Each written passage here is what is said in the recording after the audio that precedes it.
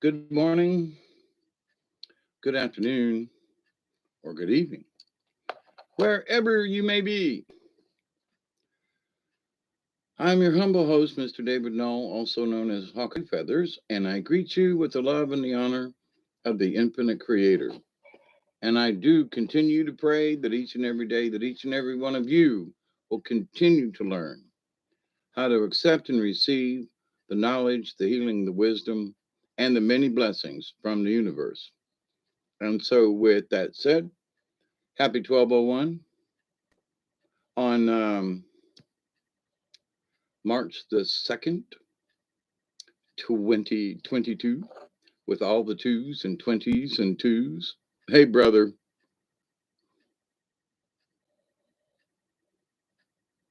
Yeah. Oh, Duggar's run up the hill. He was about to break the door down. I had to let him out. I was like, he's somewhere else. I'm like, whatever it is he's chasing out there. I'm like, well, at least it's 12 o'clock in the morning. If he runs up to the road, there ain't no traffic out there. So, we'll pray for Mr. Duggar. He'll come back. I've had him now for 2 years, and he's always come back. So, with that said, um, oops.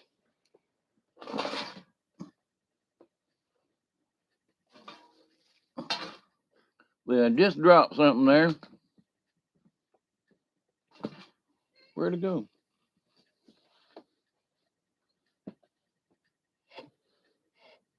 Hmm.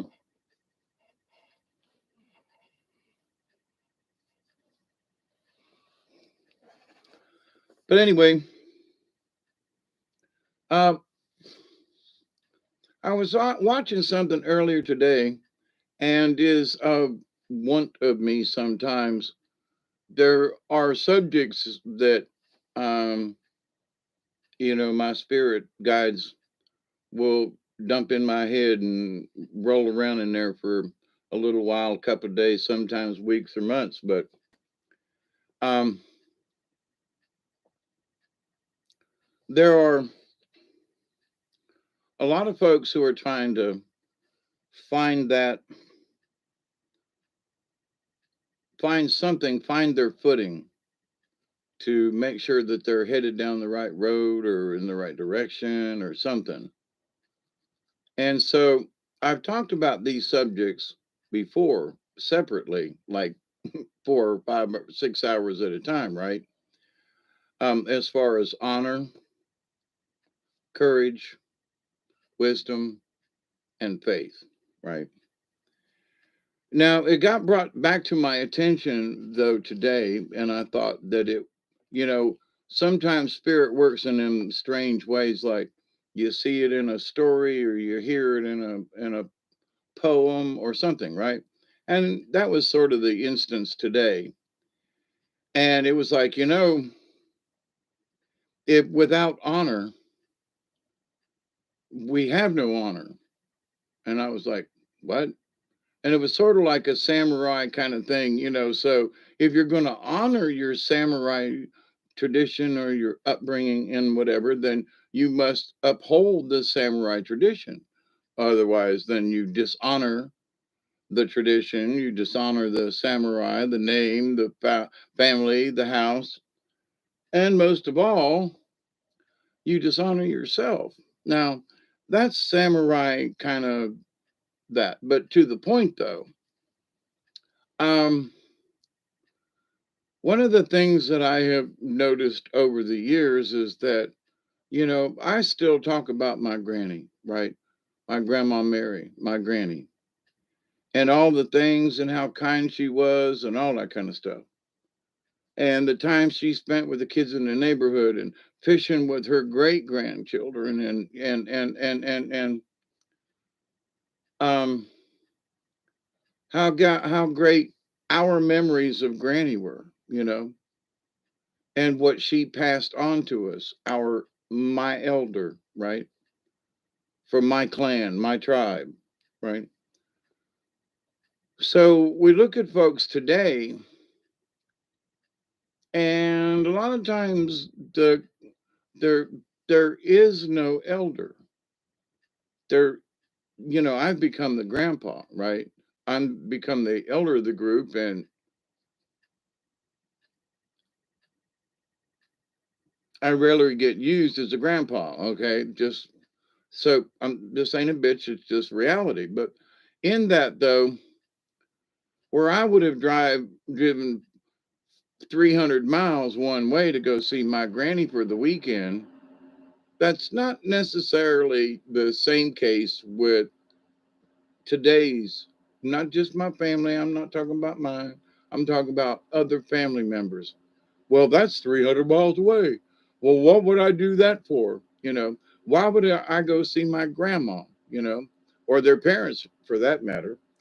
But they'll drive halfway across the country to get a picture of something, or anyway. So the times they are a changing and have been, but as the future moves forward quickly, the folks are talking about that our future is with chips, our ID chips in the arms, be able to scan it with your cell phone, QR reader chip thingy, it'll tell you whether or not you're alive or dead, and anybody else that wants to hack you, right? They talk about biohacking. That there are things that could, okay. So, and that there are folks who literally, I cannot understand this. Okay, they want to be wired all the time. They want to literally have an eyepiece or something that has them attached to the internet all the time. Lord have mercy. Please no. I mean, there are people who complain because they can't, seem to get all the craziness out of their heads. And there are people who want to voluntarily link all the time. Well, okie doke. But with all of this, though, we are losing our humanness. That's one. And we're moving into, I don't know what this weirdness is. I I sincerely doubt within the next 20 years that half the population is going to want to go, oh, sign me up. I want to be, hooked in all the time, just plug me right in. I don't think so, because there are enough people who are like, they want to put their phones down. They want to turn it off. They want to have some quiet time. Now, there are them geeky folk who are going to want to have it all the time. And I would say 10 to 15% of the population is going to want to go this route. What has this got to do with honor? Those people ain't going to have a clue as to what it means to honor certain things, because they're going to be plugged into this all the time, and they ain't going to know. They're not going to get it. They're not going to have time for it. It ain't in their digital brain. Hey, Greenie, how are you? Anybody else?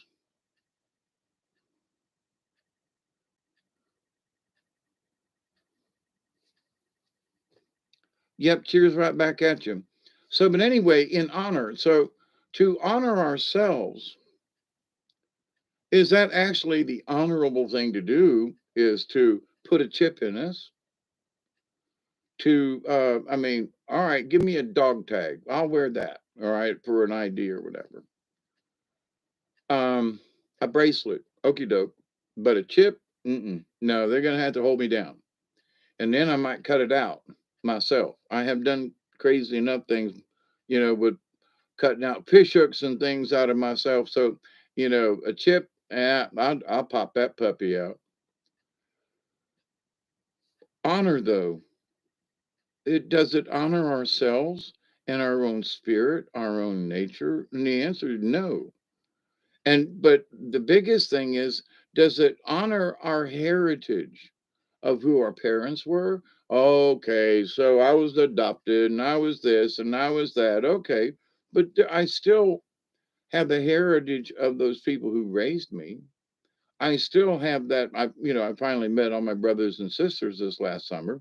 So, I mean, there's still that. There's still time to meet your family. There's still time to do things if you don't give up. So, but the honor of it is to honor when I was on with Robert earlier on Milky Way Soul Tribe, and he did a little early segment in our weekly, telling of stories and legends and things, a little clip of, our friend Brian, um, in remembrance, and he's always on our minds kind of thing. And that's how we honor those who come before us. We honor our friend Brian, and because the name of the channel is Milky Way Soul Tribe, right? And instead of, but anyway, um,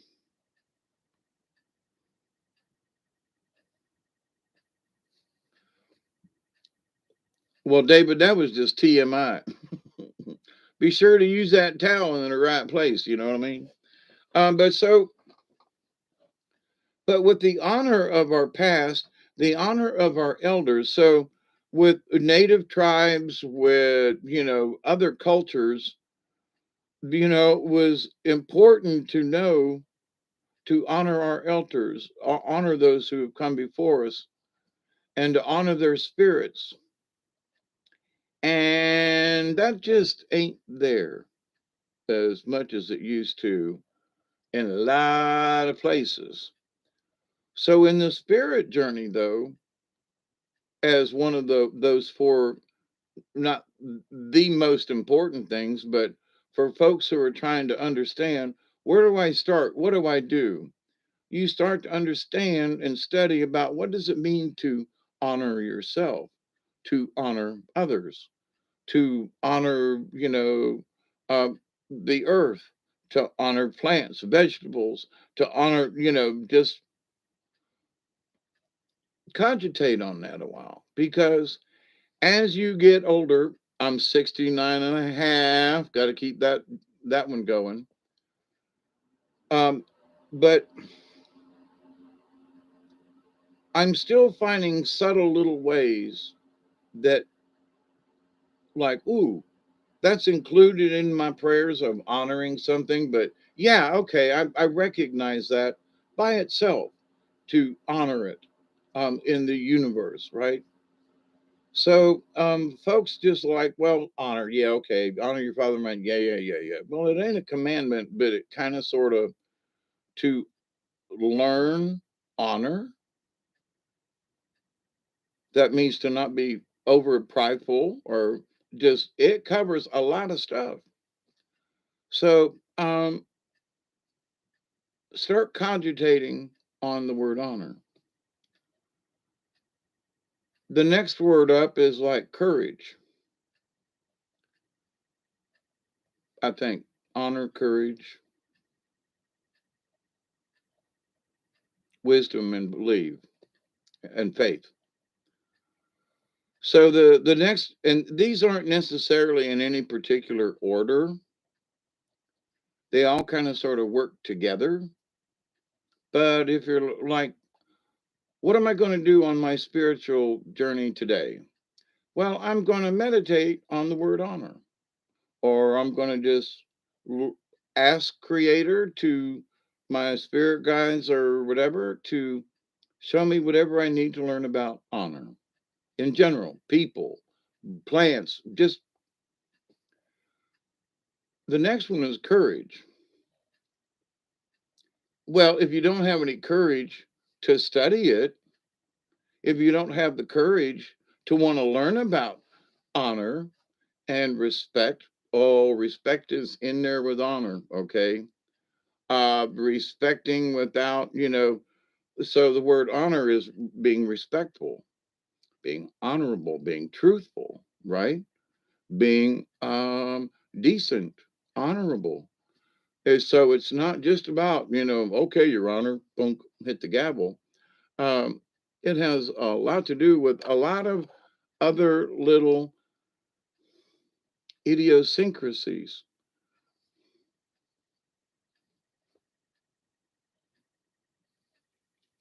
Oh, you're frying taters? Oh, hush your mouth.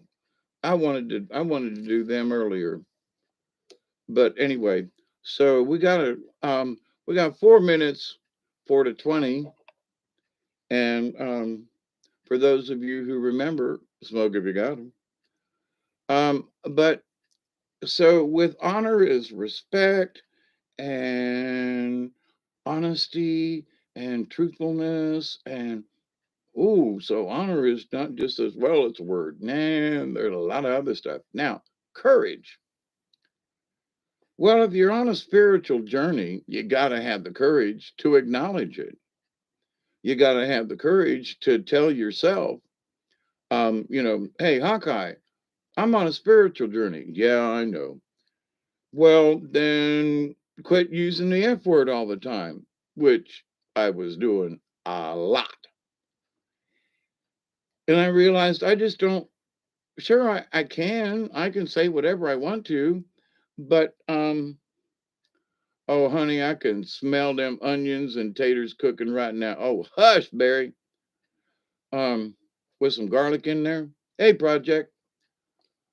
So, but if you don't have the courage to want to learn about honor, if you don't have the courage to be truthful and honest, then your spiritual journey is going to be short lived. Lived, it's going to come to an abrupt halt, right? You're going to be standing at a dead end street going, how in the hell did I get, and what do I do now, right? So that's not to say that you can't recover from that, but so well, I don't care about honor. I don't care about respect. I don't care about, well, then you don't care about the spirit, do you? You don't care about our kind of spirituality. You might be over there on the dark side. Go over there and have all the fun in the world you want, but please don't include us. I got a slight bit of hiccups.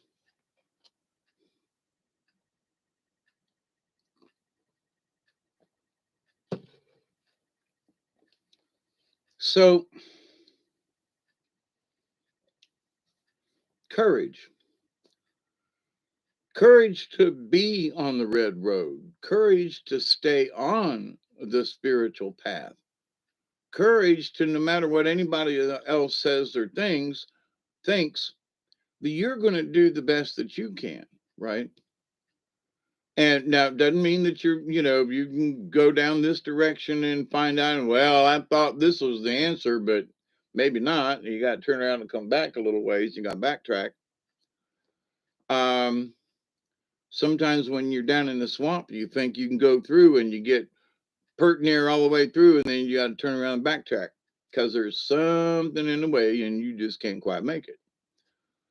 So, but you're still going down river, up river, you're still going somewhere, but sometimes the path ain't quite as clear. So you have to have enough courage to go, I need to backtrack. Dad damn it, man. I done walked a mile and a half and this don't go through. I got to turn around and go back. Crap. That sucks.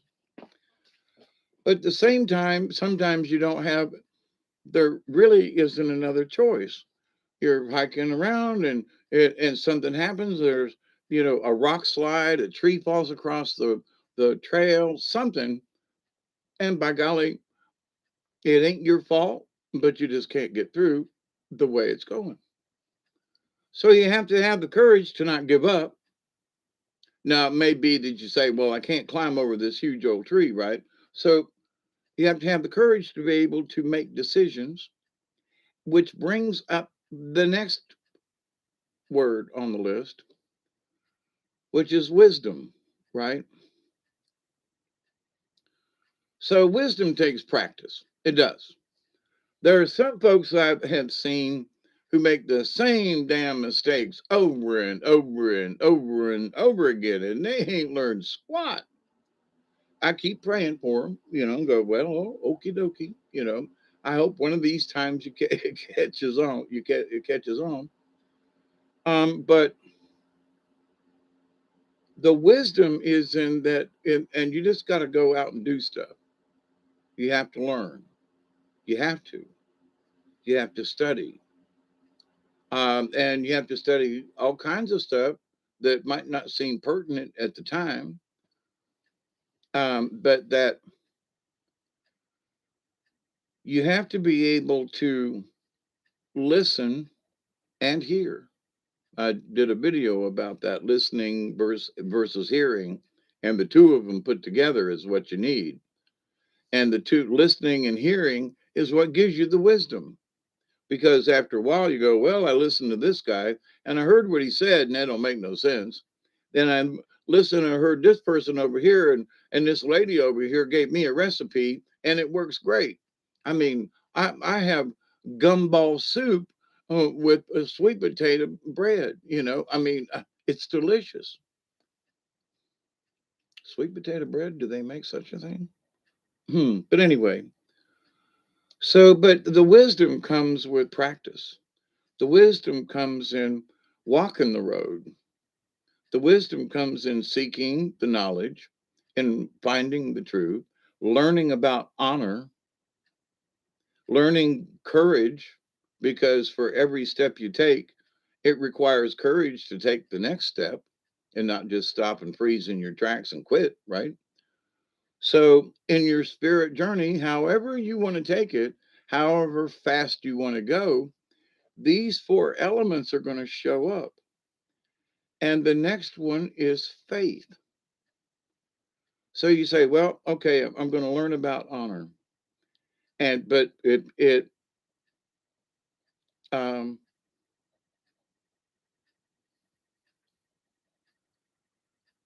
we're trying our best.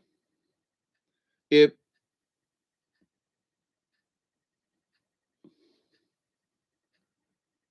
someone says, I'm on a spiritual journey, okay, I take that at face value, all right, that you're on a spiritual journey. Now, I make no judgments or whatever, and it's up to this person, Umpty Scrunch. Hey, Barry, Umpty Scrunch is back, okay? And ooh, it's 3 minutes past. I'm late.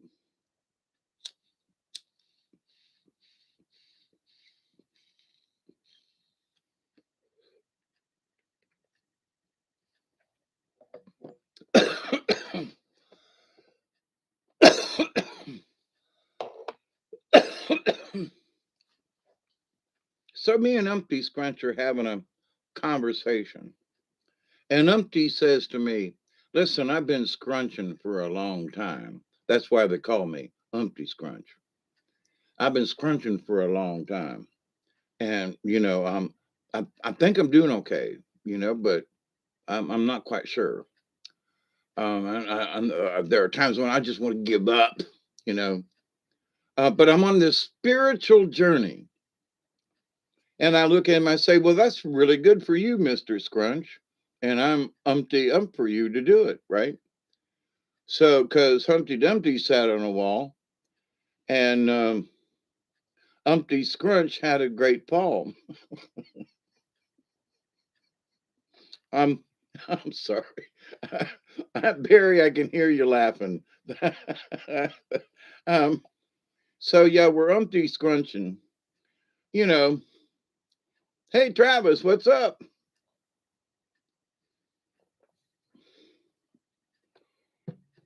So, there are folks that are going to go, well, Hawkeye, Tracy, how you doing? Me too. I'm going to have me another one too. PP pass.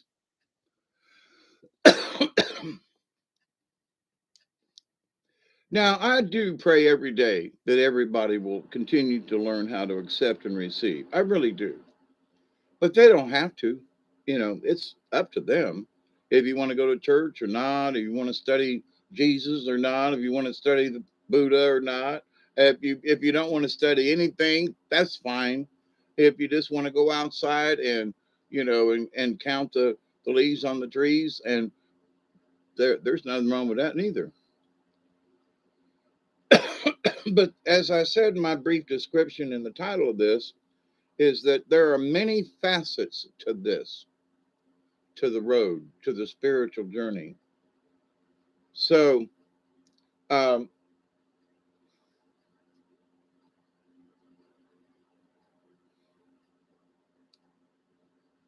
I was going to say that I dare say that anybody that is spiritual would, like, you know, never go outside or anything like that. But having been in jail and having met folks and having meditated in the corner and trying to be quiet in a noisy, 700 person jail, with people on top of people and stuff and noise all the time in downtown in a city, it's like, well, it's hard to find quiet. And so I was able to find quiet years ago. So in a way, I was sort of above the curve from other people in that I was already studying higher mind stuff way back then, having had um, experienced mushrooms and tripping by that time. So being able to put my mind in a meditative, trippy state to uh, while I was in prison to find that quiet spot where there are some folks who never really quite find that or are able to control that inside, right? And it takes a lot of work. But what it takes is that it takes faith that you can do it. Oh, I don't know. There's too much noise. I'll never get past it. Well, then, oh, ye of little faith. Okay, that's where this is going. So if you don't have faith you can do it, well, then just give up. Now, you may not be able to do it now, but if you have the courage, whoops, there's one of them words, right? And if you gain the wisdom through your learning about honor and respect and your spiritual journey, whatever that may be, if you use that wisdom, whoops, there's the courage, wisdom, and now there's faith. So you're using 3 out of 4 of them words to get over this hump, right? To learn how to meditate better, to learn how to quiet the mind, to learn how to just listen, right? And I find at times in my old age that I'm wandering around doing a lot of listening and not too much paying attention. But please subscribe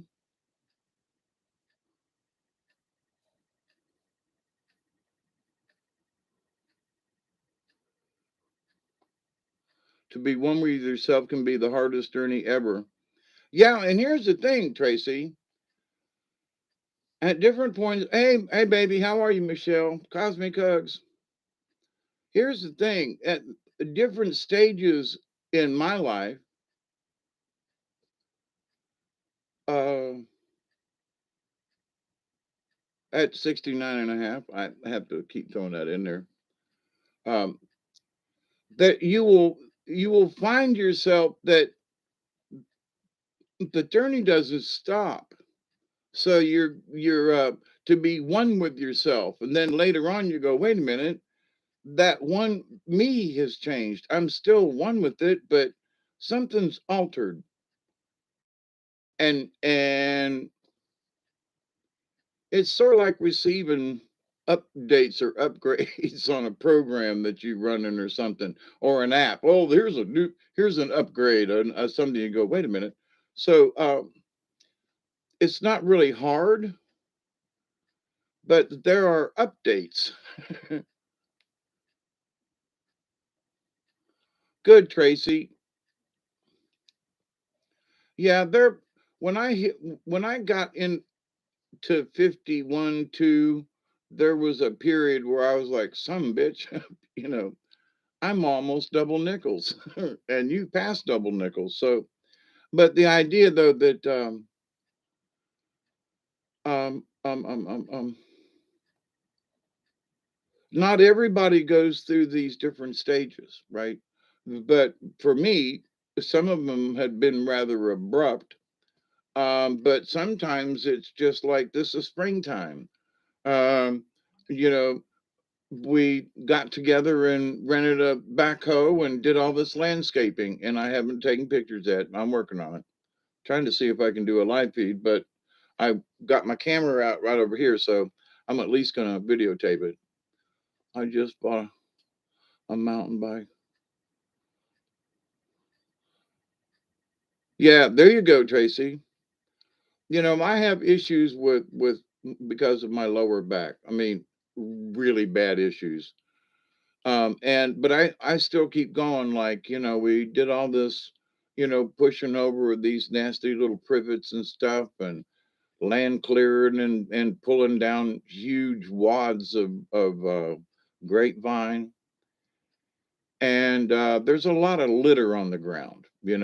So I'm out there bending over, picking something up and back up, bending over, picking something back up. But it's simple: bend over, stand up, bend over, stand up. And I could use my knees, but then I don't get the use of my back. So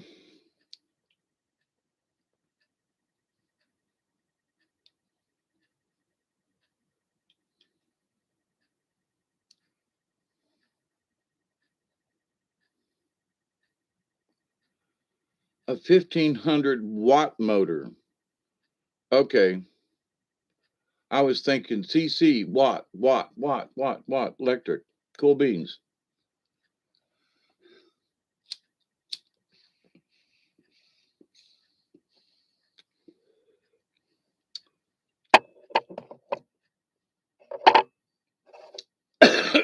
But what I was going to say earlier,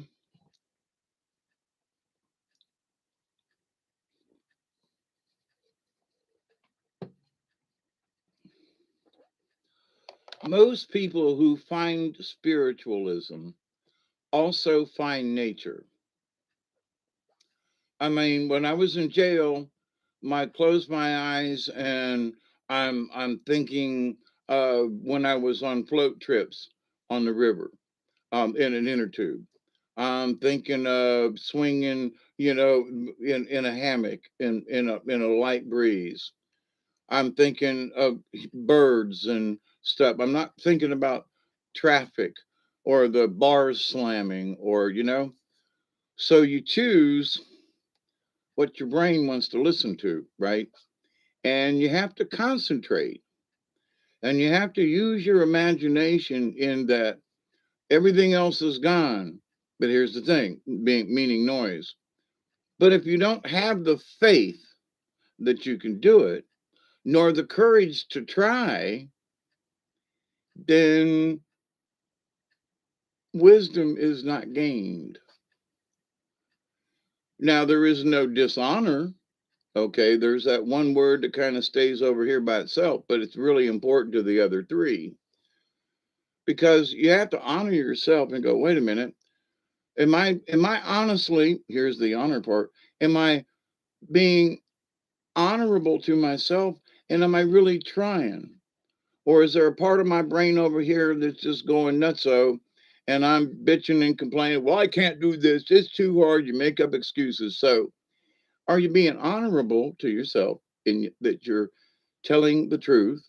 Or and it might be that you say, well, I've been trying this, but and I keep trying the same damn thing and it ain't working. So maybe you need to have faith and use the wisdom that you should be gathering and the courage to go try another way. Like, for example, um, if candle um, meditation doesn't work, if you are trying to meditate with a tree and you're having issues, if somehow, then try another way. So when I was teaching the handicapped folks, that was the mantra. So if you're trying to, we were sorting nuts and bolts, and some folks had really difficult issues with fingers. Okay, And in my old age, I'm having a bout of arthritis in this hand um, today, which is strange, but I've been doing a lot of clipping and stuff with this hand, so it's no wonders it's sore. But at 69 and a half, I should get a little sore, right? But anyway, so the idea though that is that if you can't quite grab it this way, then maybe you should just try another way. If I hold it this way, that's how I do it. You, because some of these folks' hands were disfigured, they couldn't hold whatever it was the way I could. So each person had to develop their own style of dealing with the task at hand. So if 10 people were learning how to do this sorting, 8 people could do it with a little bit of instruction, but 2 people couldn't. They were intelligent and everything, but physically they couldn't pick things up. So we had to try another way for them to be able to sort. And what it was, instead of picking it up, we made these little trays so that we spread the nuts and bolts out and they could sort them with a popsicle stick because they could do this. Their problem was they couldn't undo that. Their hands were always in a clenched position. So all you had to do was stick a pencil in there so they could learn that because they had learned how to use a spoon to eat and stuff. So we gave them a spoon or a knife or whatever, and they learned how to separate the nuts and bolts by that. They couldn't pick them up, but so they could scoot them into a little tray. So 8 out of the 10 people that we were teaching to do this could pick them up. The other 2 couldn't. Doesn't mean that but so it was up to us to figure out, to try another way to allow them to complete the task at hand. Okay. So in life and in spirit and in the journey, if it isn't quite working out, it doesn't mean you should stop. What it means is maybe you should just try a slightly different approach. Hey, Niles, how are you doing? Hope you all are doing well. We got a nice little crowd tonight with Tracy and David Castle. David, did I say hi? I didn't mean to skip over you. If I didn't say hi, I meant to. I was thinking it. Everybody else was saying hi to you. Oh, yeah, I told you to use the towel correctly. There you go. But anyway, so, but I've been pondering these 4 topics on their own, right? And today kind of brought it all together. And I was really shocked. It was in an anime story I was listening to while I was doing something around here, around the house. And I had to stop and I went, what? And it was about how, whatever this samurai character thing was trying to learn, and the elders and the mentors were like, look, you got to learn these 4 things. And, you have to have the courage to know when maybe when your ego is going overboard. Because if your ego is going overboard, then that means you're dishonoring someone. You're probably dishonoring yourself, and you're not using the wisdom of the universe to. And anyway, so I was like, wow, that's how those subjects that I've been thinking about independently tie together. Whoa, dude. I was like, messages come from all over the place, right? So, or at least inspiration. And my hats off to the folks who wrote that segment because they were right on the money. Whoever wrote it was like they're into the spiritual thing. They nailed it right down the line. I was like, oh, whoa, dude. So listening to a anime story. is like, wow. But anyway, so but these four key, it's hard for me to like classify them. Like, what are they? Topics or something, right? So a topic to of of learning, um, they are absolutely part of the core value of each of us. So we learn about honor in the universe, ourselves personally, and as our spiritualism grows, we learn how the honor of our grandparents and of each other starts to grow into the honor of things in the universe. Because as our wisdom increases, as our knowledge increases, as our experience increases, all of this gets, oh, like, oh wow, ooh, wow, ooh, it expands. Now I do think for some people though, and it's really unfortunate, and we were talking about it at the end of Robert's show on Milky Way Soul Tribe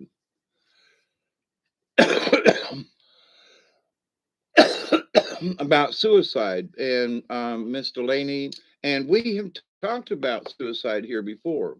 And for God's sakes, if any of you are thinking along those lines, you call one of us. Call me middle of the night, middle of the day. I don't care. If you're having issues and you've got thoughts of suicide, you call my nappy old 69 and a half year old ass, okay? And we will, call the door, talk you down. We can't have this. I've spent too much of my life wanting to die. And now at the end of my life, I really want to live. And it's like, what? So, whatever it is that those of us who have suffered with this, we have suffered with it. But in our spiritual journey, whatever, maybe for me, I felt like I had been taught to feel worthless. My adopted mother was horrible in that. Um, when they brought me home they brought me home from the hospital because the people that I was staying with didn't want me to stay there because I tried to commit suicide out in their parking lot. Um, and because I'd had a head concussion a week, 2 weeks earlier, and my brain was scrambled. Literally, my brain was scrambled. And so when I got home, quote, mom laughed at me and laughed and laughed and laughed. And she goes, so you just needed to get attention, didn't you, David? Not having a clue as to what was going on in my life, that there were pedophile priests, that there were these other things going on in my life, and that I really, I did not want to go on. And so, but then when people laugh at you and call you names and say, you just want attention, you're just this or that.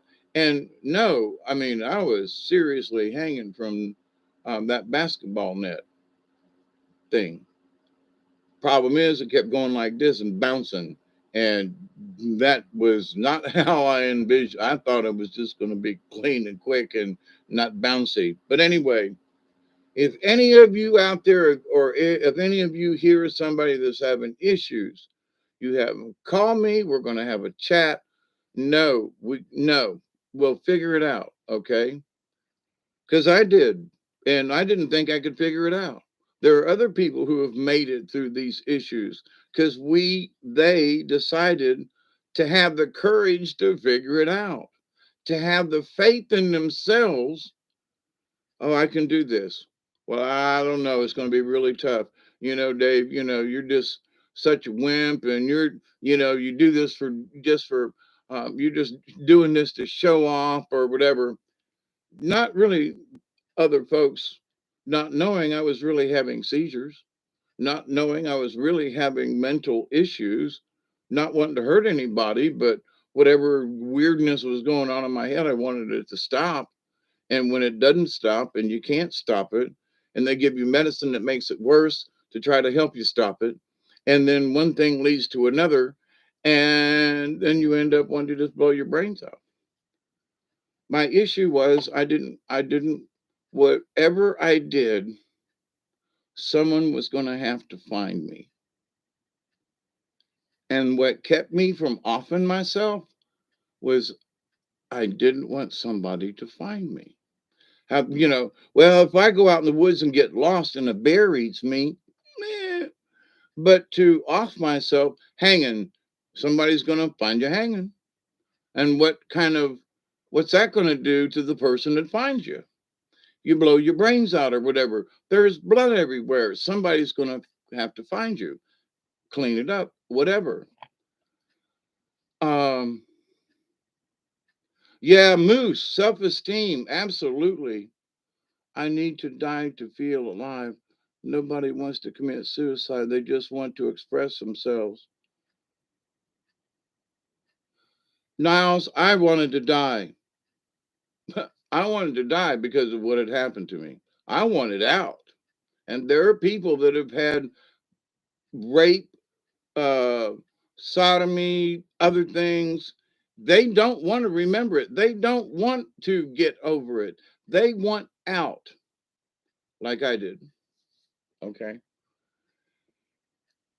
And you say, well, it'll get better. You'll figure it out. Bullshit.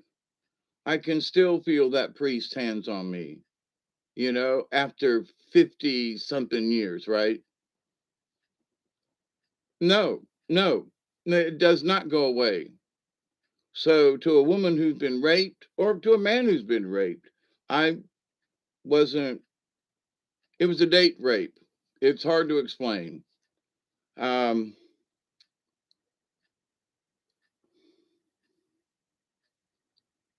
in a way, I was hypnotized by the situation, by the priest, by the, don't want to get into it because then I have to remember it. Okay. But to the point though, that no, this is not about, is it trauma based? You bet your ass.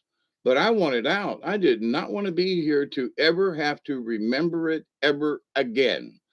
Period. Right. Oh, you'll learn to get over it. No. Bullshit.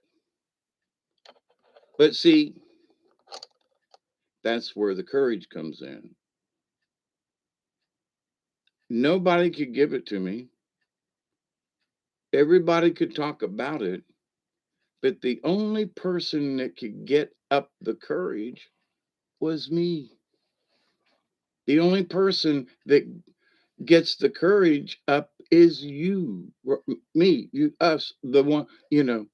So courage, big time. Faith, faith that you can do it. I got a few hundred spirits with me that have committed suicide. They knew what they were. They knew what they were doing. Yeah, doesn't mean I was right about it, Delaney. But let me tell you, with some of the things I wanted, my skin wouldn't cut into the new blades. That's interesting. I didn't want to do the cutting thing. I think I'd been cut so many times as a kid and stuff. And I mean, just, but a lot of stitches, lot of stitches I've had over the years. I've given myself stitches over the years. Over this eye where I got creamed with the hammer. I made my own. You can actually see it right there. That's not a wrinkle. That's a scar right there over my eye. That's actually very prevalent in the light. You can see it really good. See that scar? That's a hammer head. But anyway, so and I wasn't trying to commit suicide. Now, faith, God help me, wisdom I have to help me, courage. I will live another hour in honor. I can help someone else. Yeah. However you want to spread that out, but I found it very encouraging that in an anime piece, now I don't know how many kids or adults or whoever was like really paying attention, but whoever wrote it, I was because like Niles, you wasn't here for the beginning of this, but um I used to like to spite everybody. In a way, I kind of find that to have a little bit of that at my old age. Like, screw it, They said I was in a wheelchair several years ago and couldn't walk and talk or drive or nothing, and here I am after all these years. And wait till you see, you know, what with all the trees and everything on the property, the landscape and stuff we did. I was looking out there at the pile today and I was looking at all the trees that had been cut by the chainsaw. And I thought, wow, I made every one of those cuts. Every tree that's in this huge pile that's been cut with a chainsaw, I did it within these last 3 days, right? Oh my God. Oh my God. Whoa. Right. So, because you're moving and you got to get stuff fast. There's some trees that are trying to pile up, and there's a couple that have to be cut real quick so you can move them and pile them anyway. So, but oh my God, the amount of firewood I cut. So, in that my back is sore, and at my age, there are not lots of 69 and a half year old folks running around cutting and piling wood like I was doing the last couple of days. And I'm like, instead of saying I can't do it, now the other day after on the third day on the third day when I I felt like I was rising from the dead from being so sore. Actually, it was the fourth, but I was just like, man, I'm sorry. I can't keep up today. I got to go back in and sit down for a little longer. I did get back up though. I mean, I had to take a 2 hour extended, I think I did a video that day and then went out and worked the rest of the afternoon. But anyway, so the courage to figure out another way around, the courage to be persistent without being, and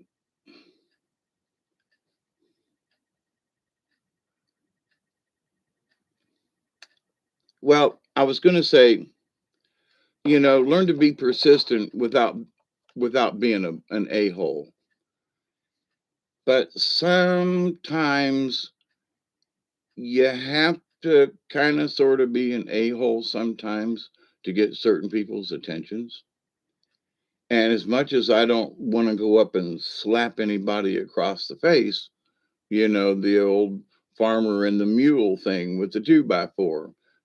Farmer hits the mule right between the eyes of that 2x4. City slicker says, "What you doing to that mule?" And he goes, "I'm trying to get his attention." So in life, there are sometimes you have to use the 2x4 method to get folks' attention. And I recently did something that discussing my property and leaving it to my heirs and so forth here online. And some people kind of got a little, like, why are you talking about that? Why are you talking about your personal business with your friends online? Anybody can watch that shit, Dave. Don't you know that? And I was like, well, yeah, that is true. Yeah, maybe I do let out TMI, too much information. But here's the thing, I have resolved some issues by having the conversation with y'all. But have I discussed it in too much information? Maybe.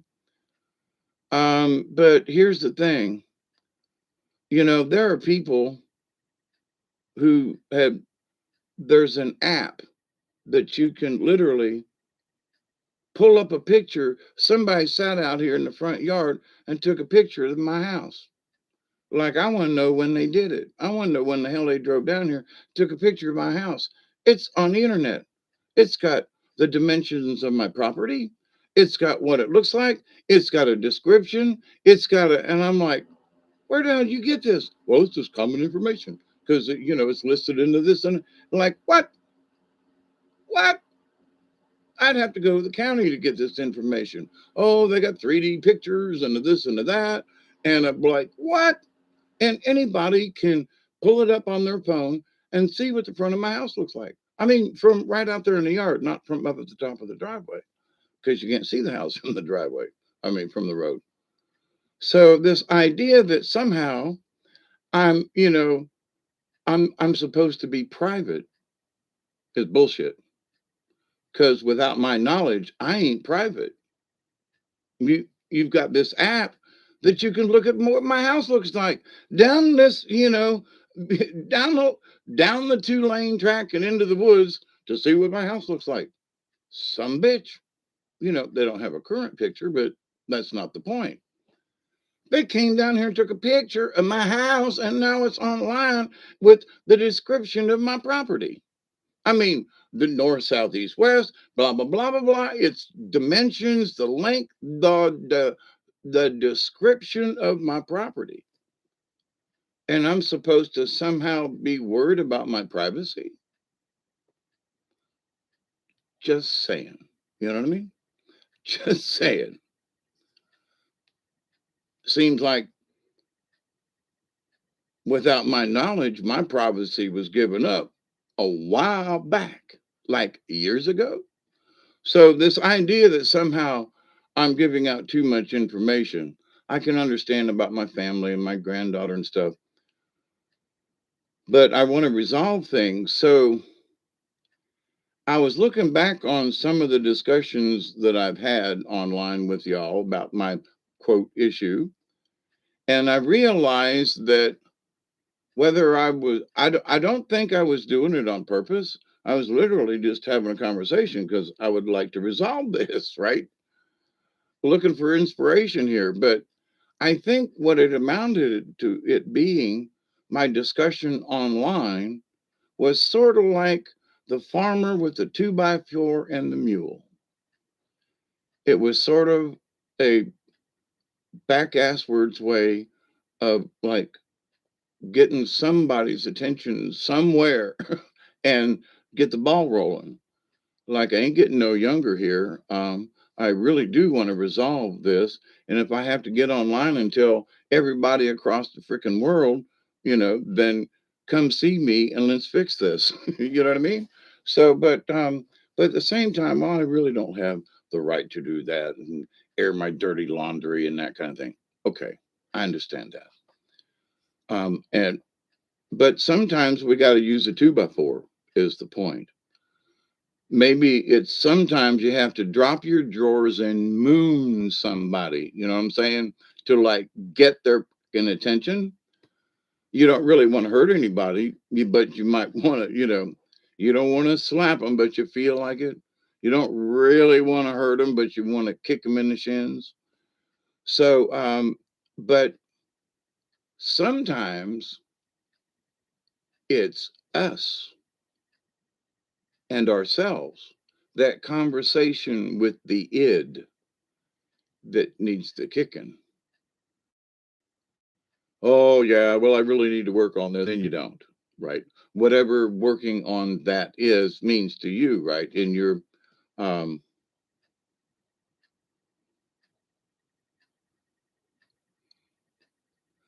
Zillow, is that what it is? I don't remember the app, but I want it back because I can't find my deed at the moment.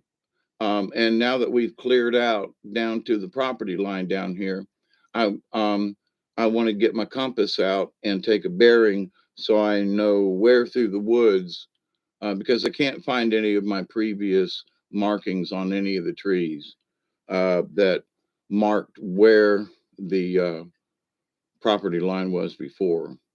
I had it marked every 50 feet.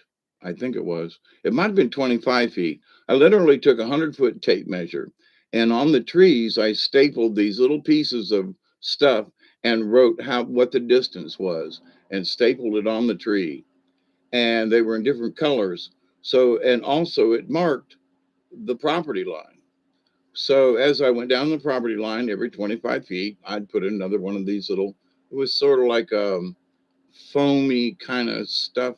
And I used heavy duty staples and a staple gun. Boom. And they stayed on for years. But anyway, um, Zillow, huh? You might need to remind me of that, Barry. Okay. And I got to call my friend that showed it to me, and he goes, "Well, here's your property right here." And I went, "Fuck." Anyway, so the spirit journey. It's been an hour, my dear friends. It is 1:01 a.m. on a Wednesday morning. I am Hawkeye Two Feathers, also known as David Null, and that old crankpot and hippie down in the woods. I greet you with the love and the honor of the infinite creator. And I do continue to pray that each and every day, that each and every one of you will continue to learn to accept and receive the knowledge, the healing wisdom, and the blessings from the universe. An old lady can stalk Hawkeyes. Yeah. Only problem is, now, dear friends, can I say something about Antarctica for a moment? Can I sort of take the conversation left a little ways or to the right, baby? There are folks who have been, now I did this back in the day, but here's the trick. People think that when they look at my house on Google Earth, that it's a current picture. And the picture's anywhere from 6 to 8. I've calculated back 10 years old. So people, I mean, now they're flying over, the United States all the time. They could update them pictures anytime they wanted to. Okay. The last pictures I saw of my overhead in the house and everything was not current in the least. Okay. So people say, well, yeah, I saw this in your yard. It ain't there no more. It hadn't been there for years. Well, there's a little red car sitting up on the hill. Ain't there no more. We toted it off in 2013 or 2014. It's been gone. But anyway, a hunting app. Yeah, I've got one by the state of Georgia. And the maps that the state of Georgia uses, oh my God, they're really accurate. But here's the thing about Antarctica, okay? I did this thing years ago when I saw what they were doing to my property and the properties around here. And because, there's a place up the hill that they clear cut 3 or 4 years ago, right? So I go on Google Earth knowing that they clear cut, 75 acres of property. It's going to show up, okay? If a red car missing in my yard or shows up and it ain't here, if I can see a red car, then I'm obviously going to be able to notice 75 acres of clear cut, right? And I'm like, nope, it ain't clear cut. Nope, it ain't clear cut. Nope, it ain't clear cut. No, so, and for every year that goes by that it has been clear cut, the picture from space is not current, okay? The roads and everything are, but if you think what you're looking at is current, all right, now, I brought that up for the simple reason that there are people who are scouring the maps of Antarctica, looking for all kinds of things in the snow. If you will pay attention when you zoom in on Antarctica, you will see in the corners, depending on how on your view in your computer, you will see watermarks of the dates of when that frame of pictures was taken. So there are people finding all kinds of shit on oh Google Earth in Antarctica. Oh, it's this and it's a that and it's a this. Look, if they can't keep up a picture over my house that's like 10 years old, you think that a picture in Antarctica is anywhere near new, whatever, and you don't think folks are just putting stuff out there to fuck with us? Come on. So this idea, oh, look what I found in Antarctica. Give it up. Please stop it. You're wasting your time and energy. Oh, I found tracks on in Antarctica and I found these things. And then I zoomed in really close and I saw the watermark on the date of the picture. And I went, oh, 2008. Okay. Well, there might have been something there in 2008, but it runs into another section of pictures that were only 2002. So these tracks go up into the snow. Ooh, suspicious. Okay. And then when you get to the next quadrant of pictures that were taken, it runs into the next one and they disappear. Spooky. No, the pictures were taken 2 or 3 years earlier than the ones with the tracks on them. Oh my God, it's aliens.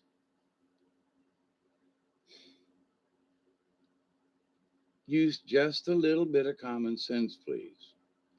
Look at the facts. Now, I tried to find stuff down there, and then my spirit guides are like, Hawkeye, you got better shit to do than to do this. And here's the reason. Look at your property. Have they updated the pictures? No. Have they updated these over here? No. Because I live here and I see proof. Have they added, there's a new parking lot over on such and such. Is it on Google Earth yet? No. Okay. So then they're going to update pictures on the Antarctic? Seriously? I mean, like, seriously? Seriously? Seriously? So that was one of those, I had to have the courage within myself to go, use the wisdom of the knowledge that I gained, the watermarks on the pictures, proof of that, my house ain't up to date versus Antarctic, and all these people spending all this time looking.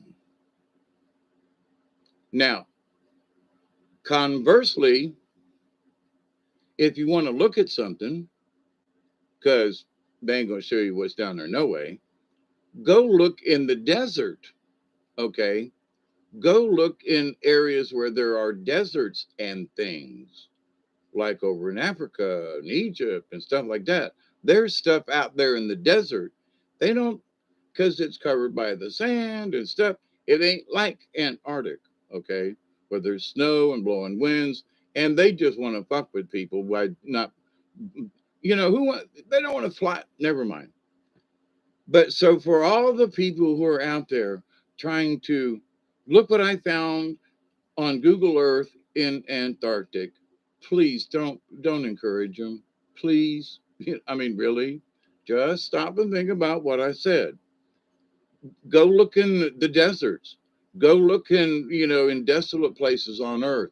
There's some strange stuff there now. I will absolutely guarantee you on that.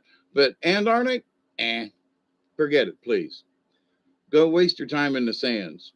I have, and I've found some really interesting stuff, but I can't get there to go prove it. So, but it was interesting to find.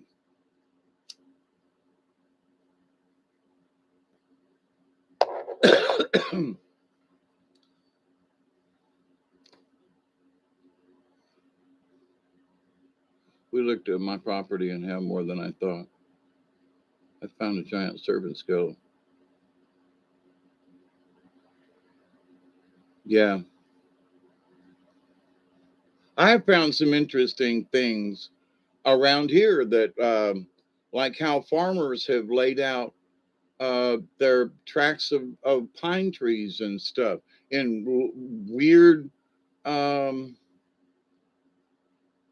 it looks like a wagon wheel. Okay. I mean, from the sky. And it, and it hasn't changed because they planted the pines and the pines grew up. But there are roads going through this. There's a center spoke and it goes out, and it from the air it looks like, and it's just a couple miles down the road. I was just looking at stuff in the nearby area and notice notice this thing. Every time I go to Meg's, I drive by it. I'm like, right over there is this weird configuration of trees and stuff, but it's just how they laid it out. I don't know why they laid it out that way when they planted the trees, but from the air, it looks like spokes on a wheel. I mean, the whole thing. Anyway, and it's a bunch of acres too. It ain't just, a little plot of land. But anyway, so in considering some of the things that people are really trying to, like, look what I found on Google, or look at this over here, just don't encourage them. I just look and go, that's nice. Thank you very much. I appreciate it. But there are folks who are encouraging these people to go on and on to search even more in Antarctic. Come on. Just be practical, is all I'm saying. Oh, you might find a spaceship there one day. Yeah, and there's going to be some goofy some bitch somewhere who's putting the plots out. They all can, conspired in the office to make this one plate with a spaceship on it. Oh yeah, if I ain't getting the true picture of my house, So enough of that. Moving on. But with the topics of honor, respect. So we have to respect others, but in this learning of honor and respect, the first word on the list, we also have to find out how other people treat us with honor or respect. And there are people say, well, I don't give a crap what anybody thinks of me, right? I just do what I want to do. But there is that little bit of pride somewhere that even down here in the country, I want to say, man, I worked on this trail in the back. Hey, how are you, conscious?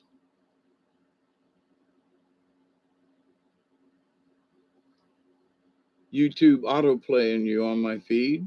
Really? That's interesting. How you doing? TCEC, the Conscious Evolution channel. I think I'm prescribed to your channel. I think I should be. Sounds familiar.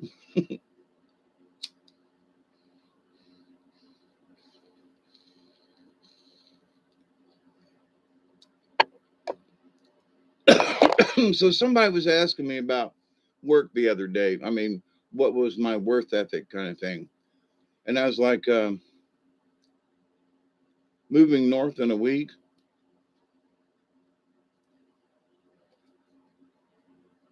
Be careful.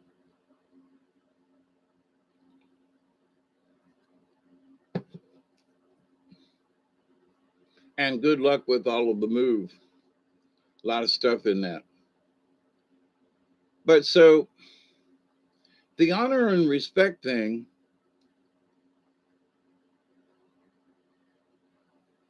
of times the dude in Bama currently. Yeah. Um, One of the things that we have to understand is that we must give respect, even though some folks might not deserve it. And I always use my little prison thing as my example. Regardless of what it was, my little Mexican friend Joe, and he called himself, "Hey, I'm David." He called me David. David, I'm little Joe, his Mexican friend. So I'm not cutting Joe any slack there. And he was proud to be Mexican, and he was little, and his name was Job. Okay, so and we were partners of such, and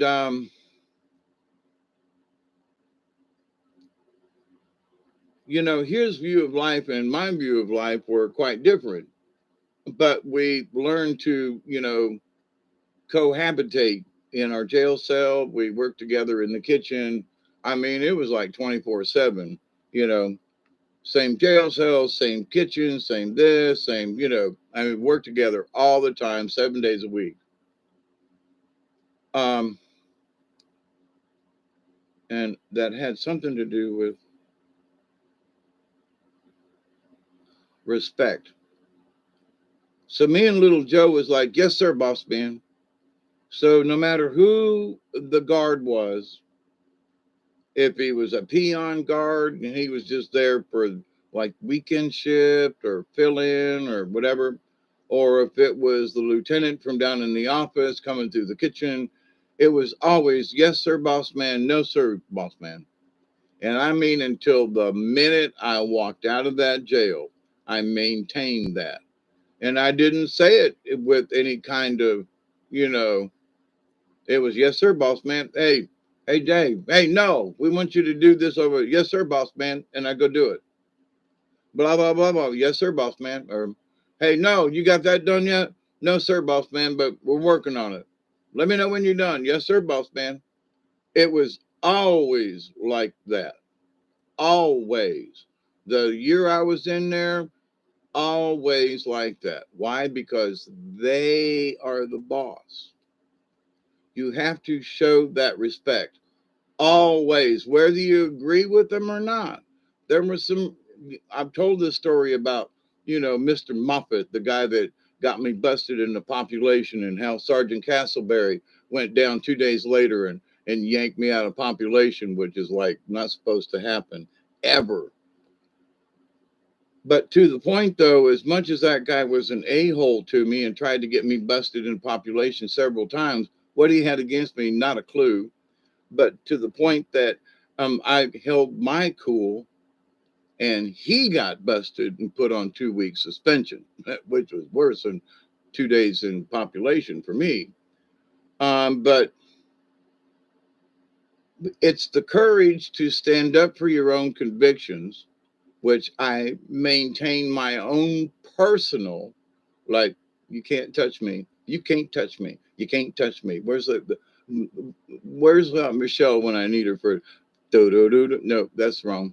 Can't touch me. You can't touch this or something anyway. But so the idea that you can maintain your own dignity, maintain your, every time I said yes sir boss man or boss lady, depending, um, it was an assurance that they knew we knew our place.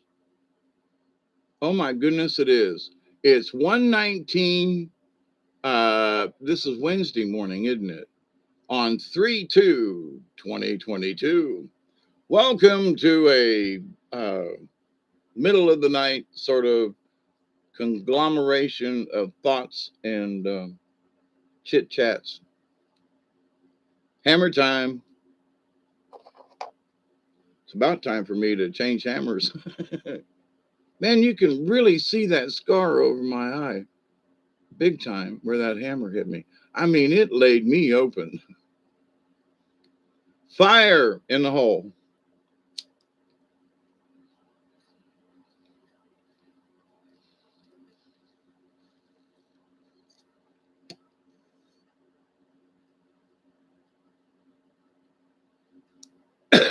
No project. It's we're getting closer to new moon than full moon.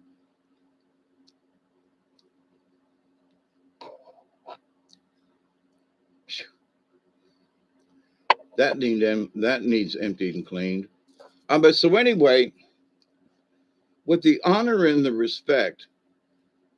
So I showed honor and respect by yes sir, no sir, boss man. They gave me the respect back. They treated me and little Joe fine. We never got into trouble.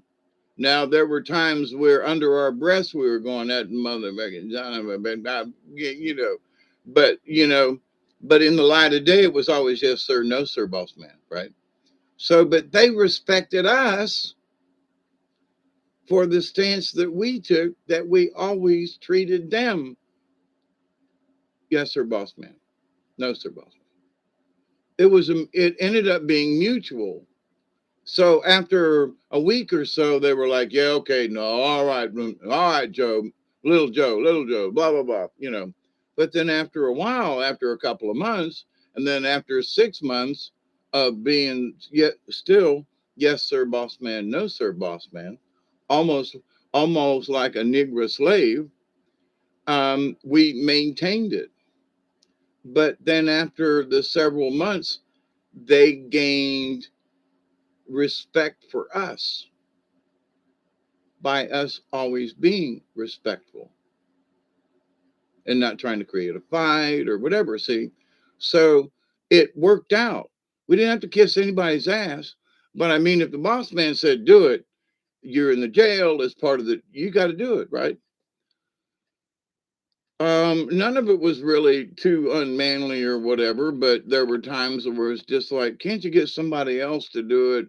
Wake me up in the middle of the night to go empty garbage. I mean, that's what got me busted in population because I was half asleep and tired, told that guard to kiss my grits, sent me to population. But a month later, he got 2 weeks suspension. So I got him back. Actually, he got himself back. But the idea, though, that so you give respect, and we got respect in jail from the lieutenant, from um, that we were known for keeping things so well up in the kitchen, that the kitchen was running so well when the sheriffs came in and had a big party and everything, and we were there and catered it, and I was one of the butlers, one of the waiters to wait on them and all that kind of stuff. Big shindig at the jailhouse. We're in the jailhouse now, and then the jailhouse rock. But anyway, but to the point though,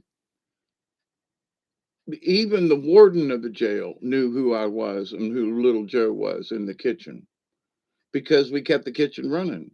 We made sure, 700 people got fed 3 meals a day, 7 days a week, constantly. It never quits. So, and the fact that we maintained everything, they never found our hooch, but they never had to bust anybody. That was while I was in charge of the kitchen area. It was the longest time that there'd ever been where they hadn't busted anybody for trying to make hooch. When the fact was, we had already cooked off 2 batches and they didn't know. So, but they respected us and trusted us. And, oh, Barry, you going to get them?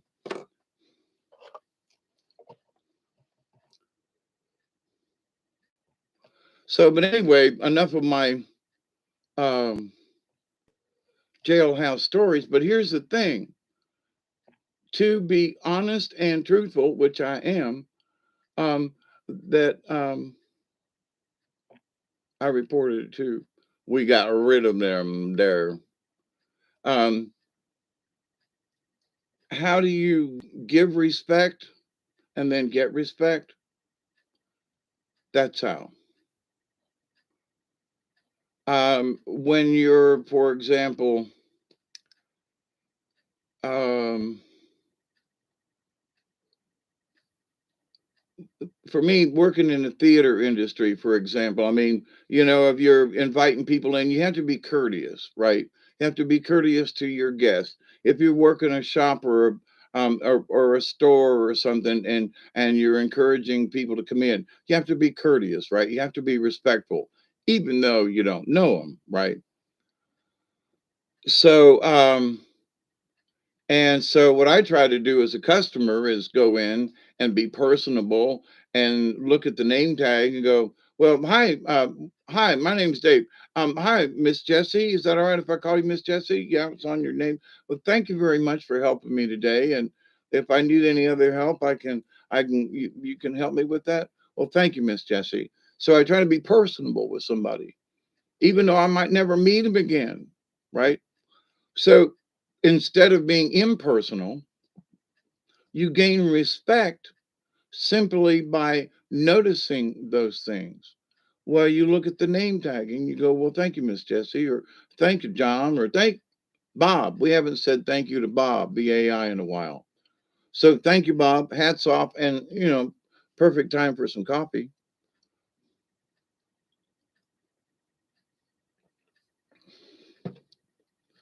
So by respecting the jailhouse, we got respect.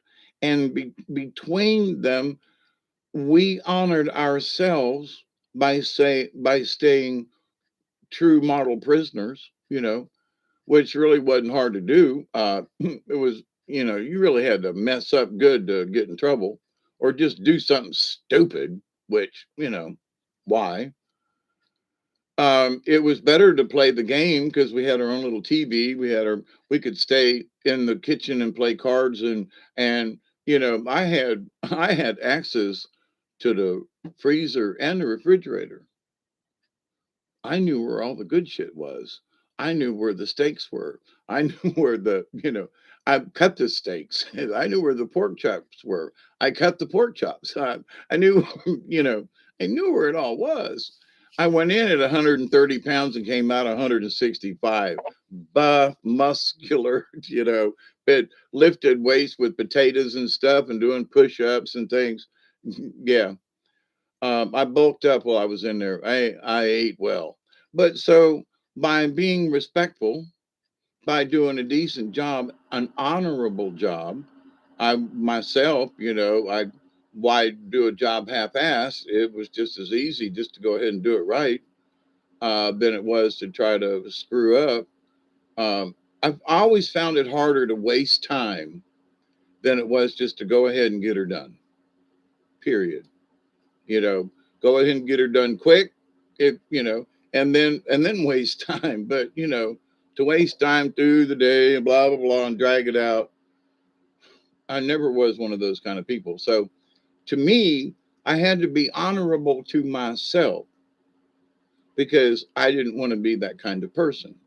So any job that I had, I always tried to be honorable to the job, whether I was getting paid or not. So in jail, not getting paid, but we did have special, you know, treats and things. I had a I had a walk-in cooler full of food, you know. It was never hungry. Um, and because I knew where all the good stuff was, then I became friends with the lieutenant in from the big office, and because he would come up on second shift and I would make him sandwiches. So, hey, no, tomorrow I'll give you an extra phone pass. Um, yes, sir, boss man. What will it be tonight, Lieutenant? Well, you got any of that sliced ham left over from lunch? Yes, sir, boss man. And well, how about you? Is there any rye bread, or is that asking too much? Well, sir, we just happen to fix them right up. Never had to bend over, never had to do any of that sucky, lucky, blood, whatever the stuff. But in the kitchen, I could feed them, you know. And so that was my trick, right? So, but through that, there is the manipulation. I kept me without having to do anything underhanded. It was the lieutenant who was being underhanded because he wasn't supposed to be in the kitchen getting sandwiches. So it wasn't me that was going to get in trouble. It was going to be his ass. So he was covering my ass so he wouldn't get in trouble. So this respect and honor, you see, it gains. So when you do something for them that's it ain't really underhanded for you because you have to do what they tell you, right? That's in the rules of a trustee. So, but you do what they tell you, and they're the ones that are getting in trouble. So you know what I mean? So they start letting you slide a little bit. Then they start, not being so rough on you or tough on you or whatever. And there's a little wink in there once in a while when they come through the kitchen and they give you a little nod like that sandwich was really good last night or something like that. So this idea though that to get respect, you have to give respect and you have to be honorable, at least with yourself, and carry that on in whatever manner it is necessary or deems necessary for you. So, but that's my jail story. But here's the thing, I learned that in the 70s, and I have used that all through life in every situation that it would, whether it be with, as a mechanical engineer, being rented out to, large corporations or working with other this or working with the theater groups or working with whatever it is, right? It works in every situation. You give respect to those people that are working around you. You give them courtesy. And if you are courteous to them and show respect, and they will show respect back, even the toughest ones will come around after a while, as long as you don't give in to their gruffiness. I have had, some really gruff people, and after being nice to them and everything, and getting to the point where I literally want to grab them by the throat and slap them or more, and I look at them and you just put my hands on my hips and go, "Why do you have to be so mean to me? What's wrong? Do you have, is there something you want to get off your chest? But why are you, why are you treating me like this? I'm, I'm, I'm trying to treat you with the utmost of respect, but what's wrong? Why are you always at edge on me? What have I done to you? What can I apologize for? Because I don't understand." Oh, that catches people off guard. But it's the truth. Instead of getting mad at somebody, give them and stand up like you're just gonna fight them and just go, why are you, why are you, why?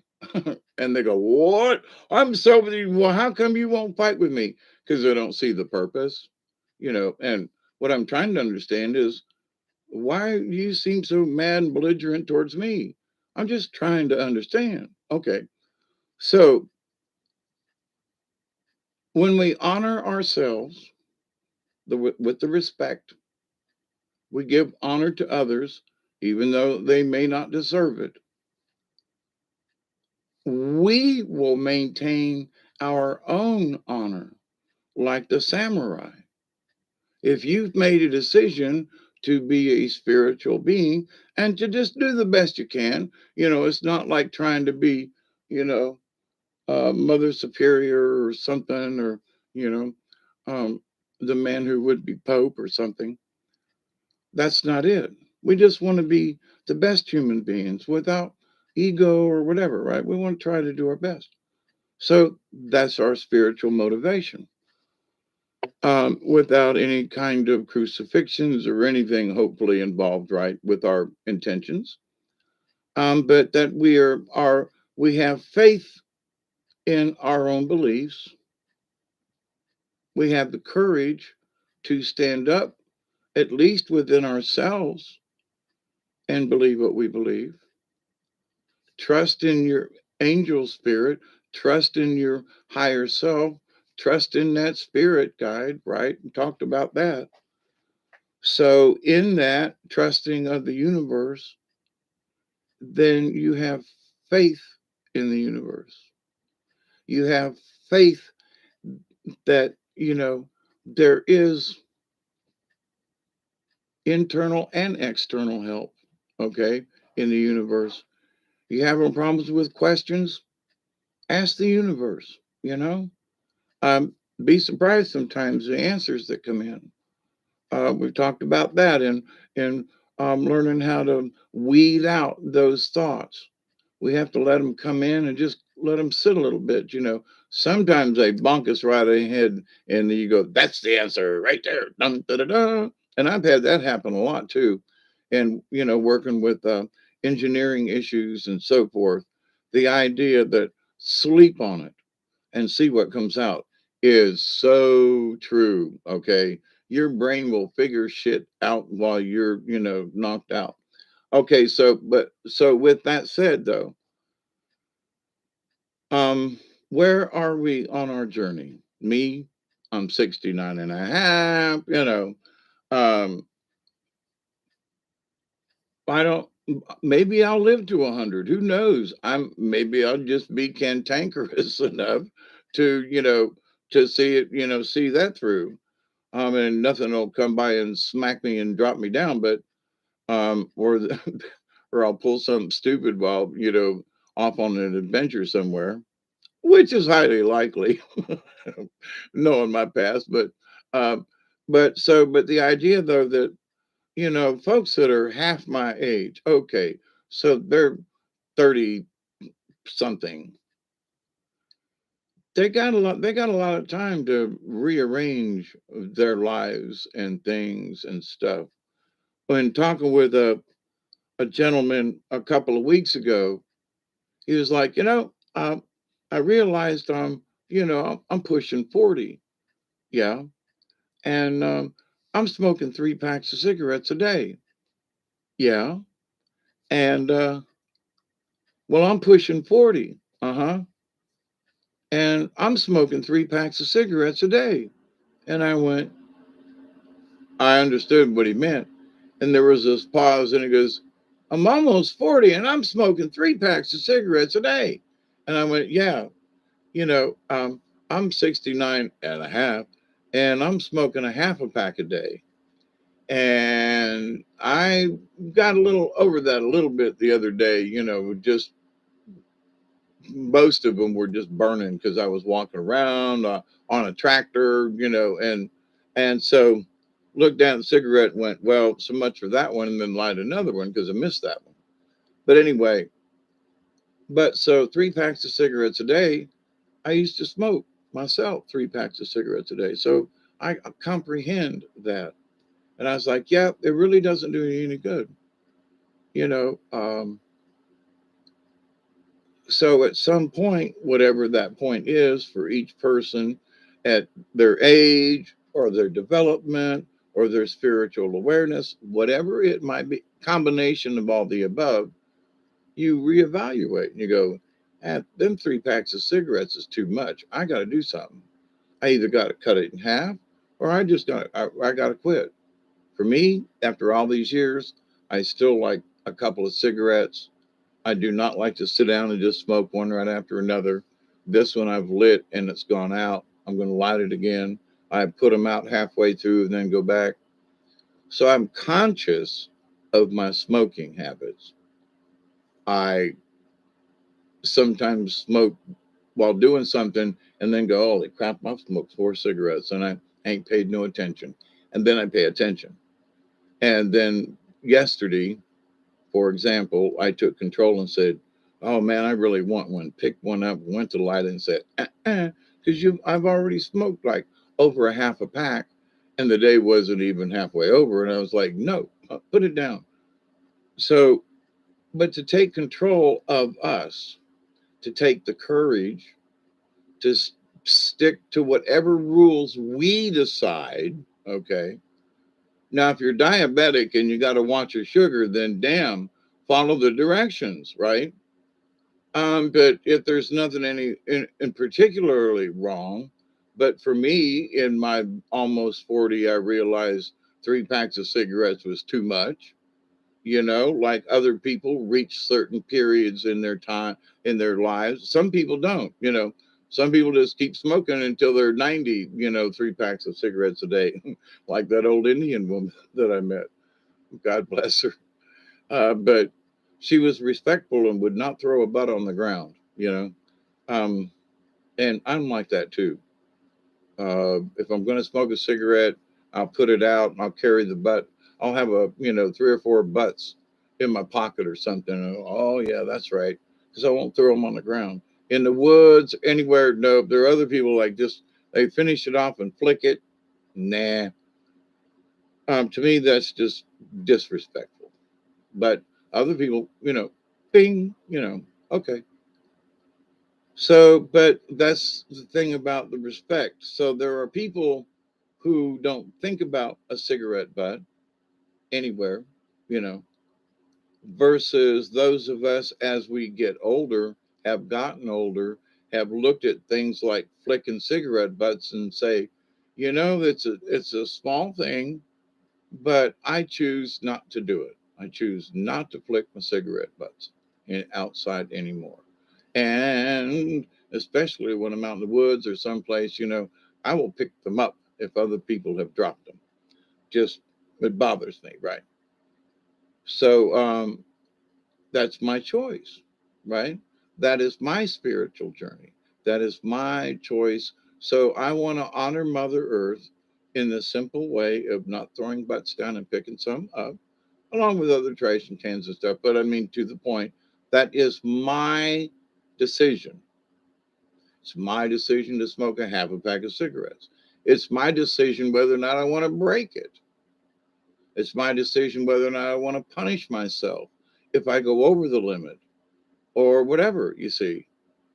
So, but to honor whatever personal arrangement I make with me, myself, and I on my spiritual journey, if I break the rules, who gets punished? Who's going to do the punishing? Who's going to hold me to task? Like, hey, Katniss, how you doing? Did anybody know yesterday that I smoked 3/4 of a pack of cigarettes? No, but I did. See, so that's taking control of your own self. That's taking control of your life. That's taking control of whatever situation. So there are folks who just, don't pay any attention. Well, I smoked a pack of cigarettes yesterday. Oh, well, and just go on. Nah, I smoked a pack of cigarettes yesterday. I'm going to be on my P's and Q's today and go, I'm sorry. I'm just not going to do that today because I feel guilty. I mean, because I made the rule and I want to stick to it. It's my journey.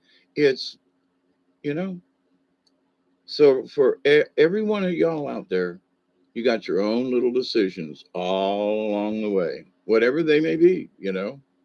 So,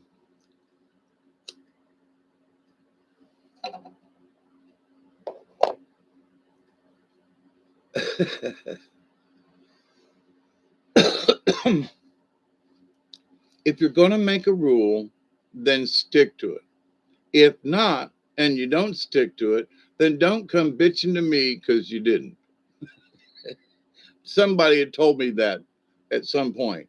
I was like, that I get that. I really do. I really get that. My hair is really getting gray.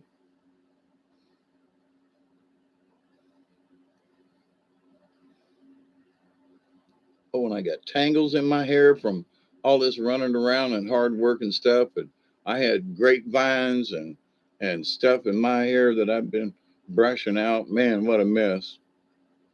Oh, is Skyfall's in here? Oh yeah. Dog ding.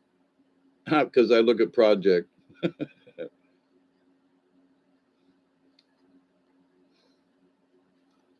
So, but anyway, now in my just general observations of just stuff, okay, nothing in particular. There are some folks. Now this is on the last word, faith. Some folks, God, I don't want to say it like this, but I don't have any other way of putting it. It's a blind faith. You know, it must be the Bible, it must be the Quran, it must be this, it must be that, where they are blinded by the faith that they must have it in order to achieve spiritual whatever. So there are people who use religions to gain faith, okay? But then there are folks that have blind faith because they're told to believe it. They're told to have faith in this book, and this will solve everything, right? Okay. So I'm not picking on anything, but that's what they say. You take this book and this dude or dudette or whoever, and guess what? It'll cure, fix anything. You just pray to these deities or whatever. There are some folks that the deities they're praying to are on the dark side, um, and that's part of that. Um,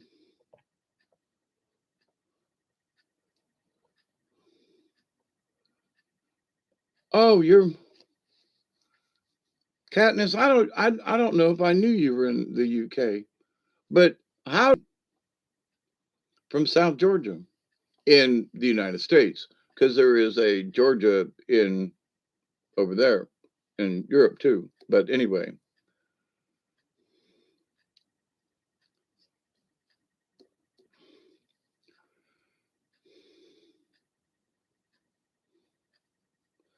Aleister Crowley.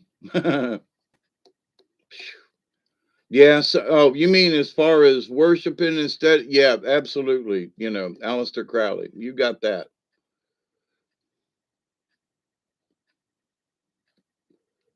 Now, for those of you, I don't talk about it much. But early on in 17, 18, 19, 20, that's right. You're in Kent. That's right, Katniss. Um, I think we did.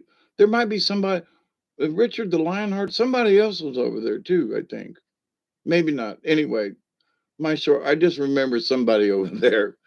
But I spent my time early on because the Catholic Church had let me down so badly. I didn't know whether or not God existed because of what the priest had done to me. Right. 6:47 in the morning. Eh? Yeah, it must be morning because it's nighttime here. But so I honestly wanted to know if the devil existed. So I went seriously to the university libraries and copied books and spells on demonology. The University of South Florida at the time in Tampa had courses on demonology. And they had these ancient books in the library that it was like, oh my God, you turn the pages and there were spells and incantations and, ways to conjure specific demons for specific purposes. And I was great. I mean, great big books, okay? Great big books, all right, heavy books. And I'm like, what the hell? So I started studying it because I was like, I honestly just simply wanted to know, is this real or is this bullshit? Really. So the more I got into it, I was like, well,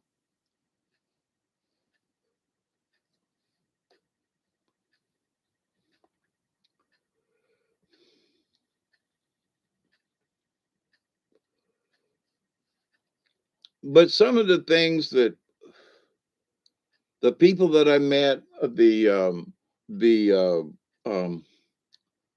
warlock that I met, and I've talked about this before, but I'll say it again. We were in an apartment. He had been in the folks that I subletted a room with some friends of mine. Okay, they had a duplex, 2 bedroom, and I rented the bedroom, and we shared expenses. And so she was an assistant professor at the university there, and had met this guy and invited him and his wife or girlfriend or whatever over for dinner that evening and to sit around. Anyway, we're sitting there in the apartment and he conjures up this orangish yellow ball and it just was in the air and it was sitting there in the middle of the room and we're all going, what the hell? And this thing descended on the floor and it had this sulfur smell and it just when it hit the carpet it just disappeared. Hey Esty, how are you? And they had 2 cats, Linus and I can't remember the other one. They're 2 Siamese cats, and they would not go near that spot on the carpet. Forever after that, until they moved from that apartment building, you could toss the cat out in the middle of the room and they would go crazy twisting and shit to not land on that spot on the carpet. And ever since then, I was like, wow, there must be something to some of this. Absolutely. Thank you, ST.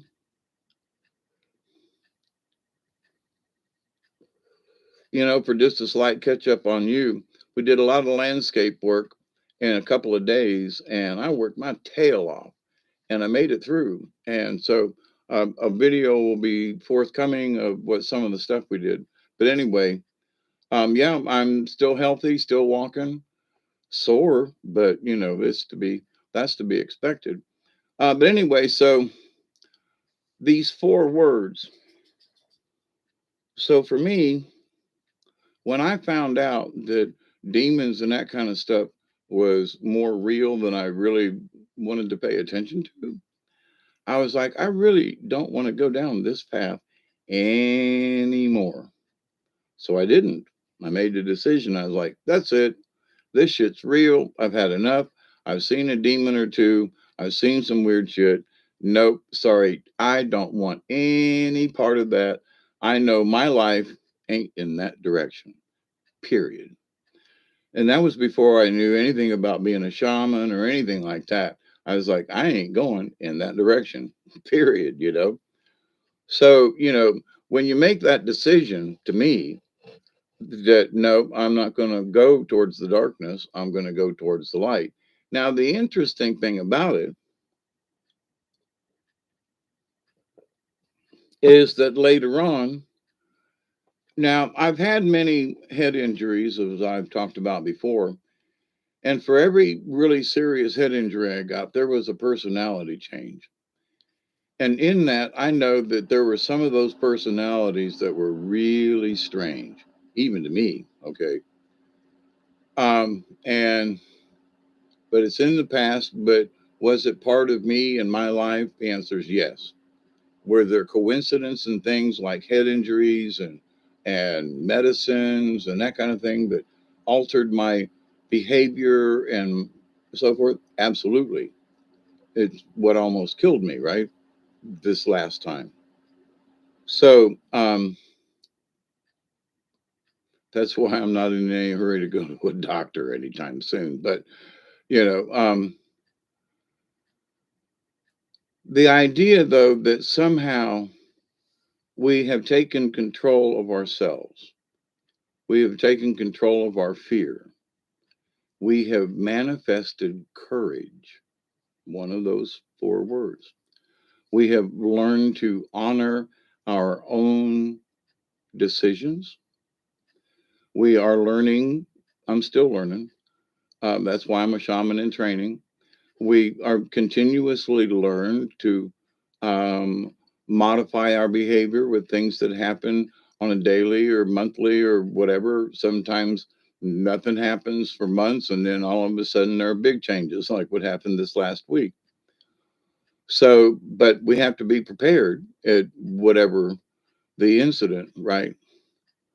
We have to be open to it that we can get her done. Because I was seriously wondering the other day, like this time last week, whether or not I had enough in me to get her done. And every day I walked outside, sometimes two or three times a day, I look up to the sky and go, please give me the strength to get this done. And I got it, you know. So, not asking anybody in particular, just looking up and saying, help me, please get through this. That's all. And but so with that said, so having the faith that you can actually kind of just get random help from the universe without any kind of special treatment or sacrifices or ceremonies, simply by asking.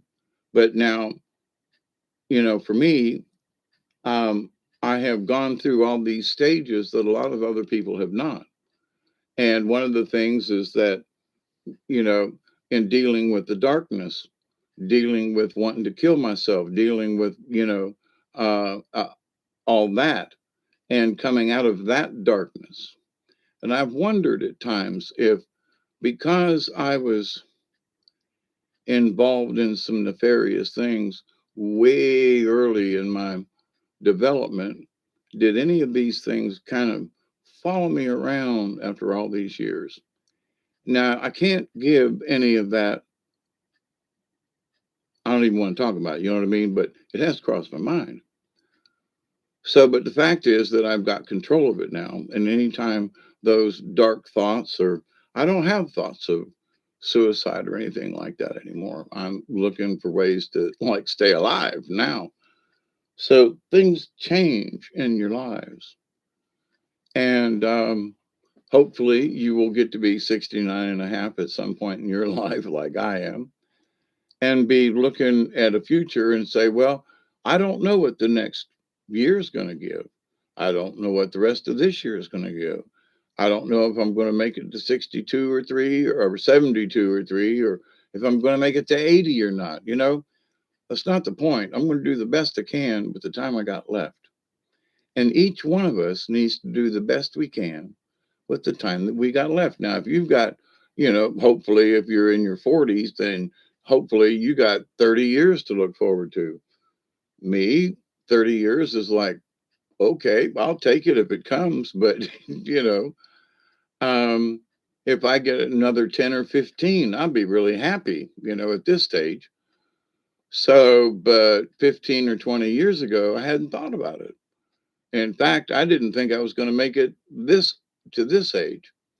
So, how we present our lives, and I spent way too much of my time and my life early on thinking that I wasn't going to make it to 65, that I was going to be dead by then.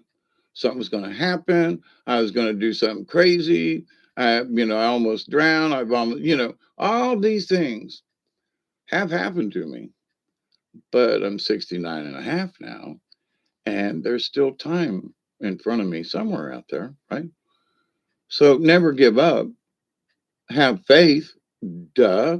Have the courage, to don't give up.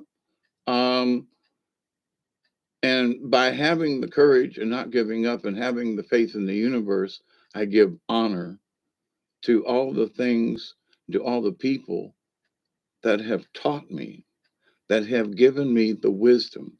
There's all four words, that have given me the wisdom to make better choices now, to stick to my guns, to, you know, to really want to be better instead of just half-assedly, well, I need to do better at this. No, I mean, really, consciously, I'm going to smoke a half a pack of cigarettes. That's it. I mean, that's my example for the moment. But um, in that for exercise, me and Doug are each day walk up the driveway. For doing this, I mean, these my personal decisions.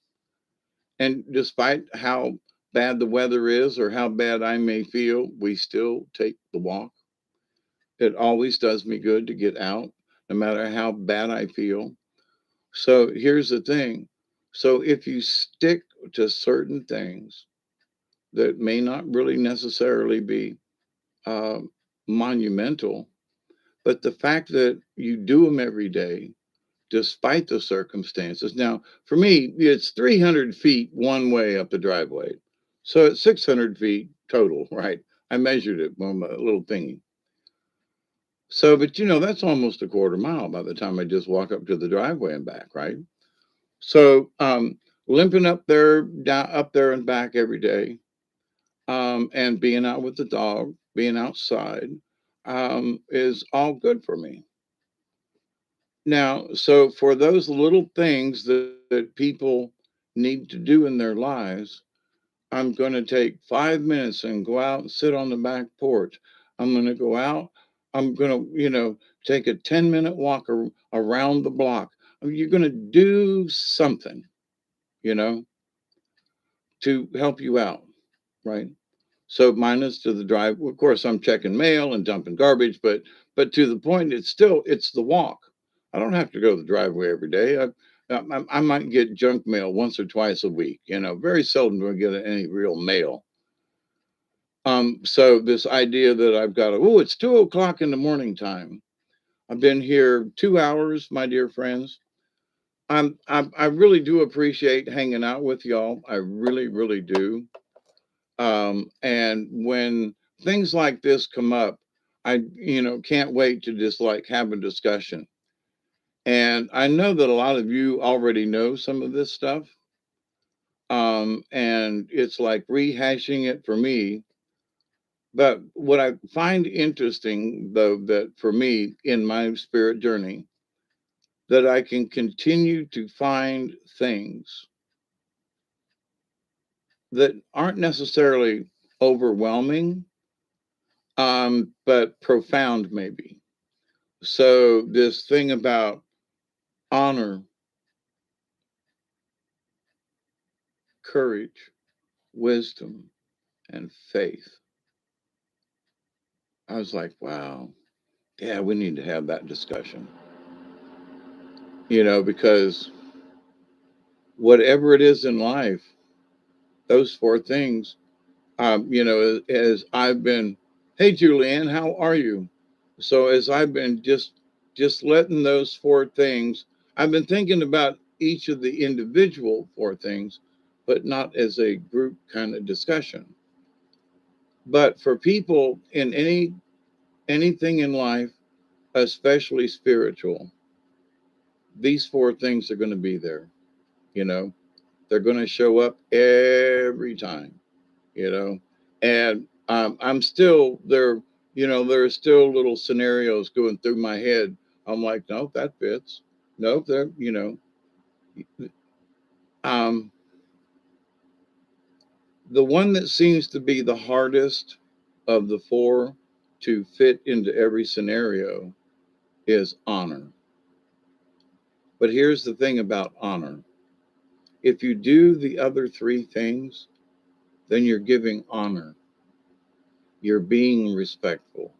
So honor is included if you're doing, if you're being courageous, and if you're being, if you have faith, and if you're using your wisdom, then you're honoring everybody that taught you and helped you, and you are giving honor by being good at the other three.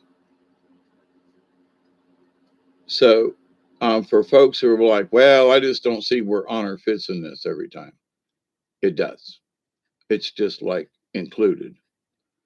But I don't see where I don't understand. Well, then, if you don't understand, I'm going to quietly ask you to just sit down and just mull it over. you know, just like the cow, just chew your cud a little while. Um, and keep it in the back of your mind because if you're seriously looking to be, to stay on a spiritual journey, and a lot of times it really ain't that hard. It depends on how hard you wish to make it for yourself. Now, I made it really damn difficult for me. And I talk about all my, crazy antics in hopes that other folks won't do the same shit I did. But sometimes, for the little child, when you say don't touch it, it's hot. Until they touch it and it burns them, they don't know what hot means. Okay. And sometimes you just gotta get burned. There is just absolutely no other way around it. You gotta touch something that's hot to know what it means. Now, once you know what it means, then that's hot. Woo. Woo. I learned that one, you see. So then that's wisdom, right? And you have faith in the knowledge that when you hear the word that's hot, those words, that's hot, your brain goes, whoops, sorry about that. So a couple of them things kick in right away, right? You have the courage to pull your hand back and not keep, being stupid. Uh, you know, anyway. So even as a child, even as little kids, and even as young adults, and these things do fit in. We're just not aware of them. So, for those of us like Elder Barry, haha, but no, seriously, for those of us who are older, who are learning to take more control of ourselves, who are taking better control of situations that seem to, for me, several years ago, it just seemed like every time I turned around, the the world around me was just running amok. Just, like for today, for some reason, my toilet's backed up. Now, my toilet ain't been backed up in, I can't remember, years. And it's like, all of a sudden, it won't flush. I'm the only one here to flush. And I gotta go find out why my commode won't flush. There's always something, you know. I don't know why, I don't know what the deal is, but something I gotta do really soon. Not tonight, but tomorrow when it gets light. Find out what might have got down the line or something. But for the life of me, not a clue. But here's the thing, it's stopped up. So a good thing is I put in my own plumbing, so I know where everything is. But that's not the issue. I got to go deal with shit. That's the truth of it, right? Sometimes we just got to go deal with shit to get it to go down, I guess. But but I mean, but to the point that it surprises. I was standing in the bathroom earlier, just before I went live with Robert, and I was like, "You got to be kidding! The commode won't flush. It won't go down. What the?" I looked in the mirror and I just went, "Fuck." Oh well, damn it, man. So, but in a previous life for me, I'd have been throwing shit and cussing and screaming, and somebody must have, well, there ain't nobody here but me. I've been taking them a sip.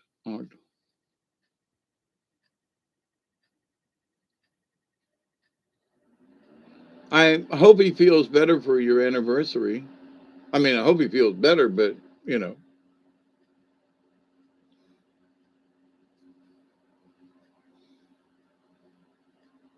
I don't have any of those types of anniversaries, except that I've been here on this property this year for 40 years. That's the only anniversary for me that is like of any significance. My marriage has never lasted long, other relationships or whatever, but I can say I've been here for 40 years. That's an achievement. So Tracy, I'm kudos to you for 25 years. Honestly, I always thought that I would be married. You know, I'm sorry, Tracy.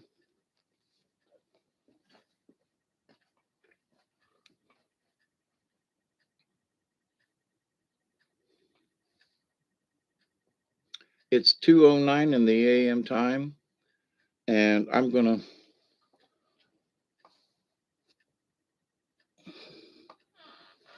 clean my pipe and have a 20 with you, and then I'm going to leave it with you. I think I've said enough on the subject. Yeah, and it's hard for me to like grasp it, Tracy. I mean, I'm just like looking around. I'm going. I mean, it really has. It was 1982. Honest to God, it has been for. Yeah, Dave, it really has. Yeah, it's been 40 years. Son of it really. Yes, it's been 40 years. I mean, it's just like whoa. And talking with some other friends of mine about the property, I said, it was the wheat field when I got here. And so when you look up the hill and all the trees and everything up there, those all came after I got here. So the trees up on the hill are 38 years old, 36, 38 years old. The trees over here and this one over here, all of it is within the last 40 years. Yes, where has the time gone? So my recent, thing about landscaping, and my next door neighbor, bless his heart, has daughter passed away from lung cancer just before Christmas, but has all these fruit trees and stuff on the property line that I can transplant. And now that we cleared all those trees and everything out, I can plant fruit trees there instead of them wax myrtles. I mean, and I'd much rather have fruit trees than wax myrtle. I can barter with fruit or, wax myrtle's not much good for anything. So a lot of farmers and old timers back in the day, even here in the neighborhood, they had a little patch of this and had a little of that, and they had something this, and I, when I first moved here, I planted trees because there wasn't any, right? And there's Chinese elm. There's some kind of hybrid plum that never gives me plums. Um, I got a pear tree that's going on 40 years old, who's made, there are pear trees from it, two of them over there. And actually, I cut one down the other day. Um, but there's one up the driveway and there's one over there. And there are several pear trees that are from this parent tree back here in the back garden. So it has netted me more pear trees. Now, there hasn't been any pears, but I realized, and I think having conversation here, or maybe it was with Barry, and I said, there aren't any bees to pollinate anything. We just don't have the bees that we used to have. My neighbor down the road, he used to have a couple of beehives. Guy up over here used to have a couple of beehives. 50 years. Closer to 50 days. Yeah. Going to make, wait, I'm hoping to buy my first piece of property this year. Good for you, Tracy, honestly. Yeah. There are some folks that don't understand that. But, I grew up on 9414 Margaret Avenue, Tampa, Florida, and 9 blocks from Busch Gardens, Um, from what I understand, the house is still there.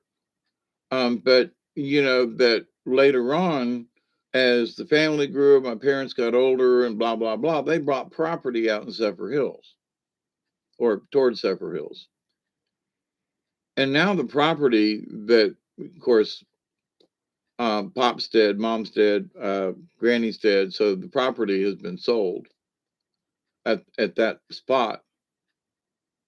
But the property, right across the fence from them is worth millions of dollars. It's called Sunnybrook or Sunny something like that. Anyway, it's a big deal down there.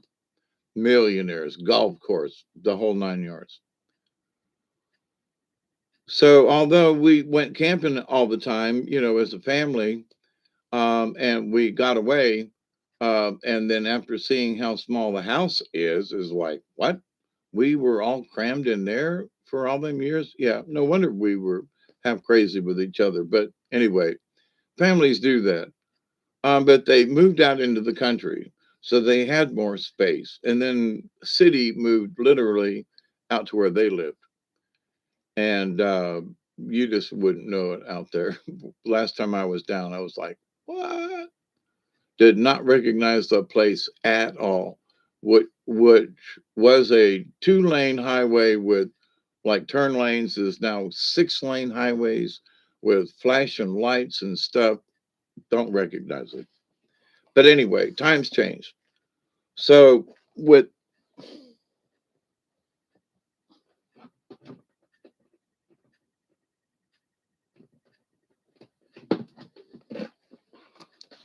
all the changes that come around, we have to adapt to those changes. So I'm glad in my adaptation of those changes, I decided to stick it out up here in Georgia. And for a lot of times I see other folks, you know, people that I've known that have lost their houses and are, having to rent, and, a lot of their income is being spent on rent, and being, on limited income. Oh, you lived in Gibtown? Yeah, on the Alibi. Yeah, yeah, yeah. Well, if you live down in Gibtown, you know about the Giants Fish Camp, right? Is that right, Tracy? Were you down there at the time when Giants Fish Camp was there?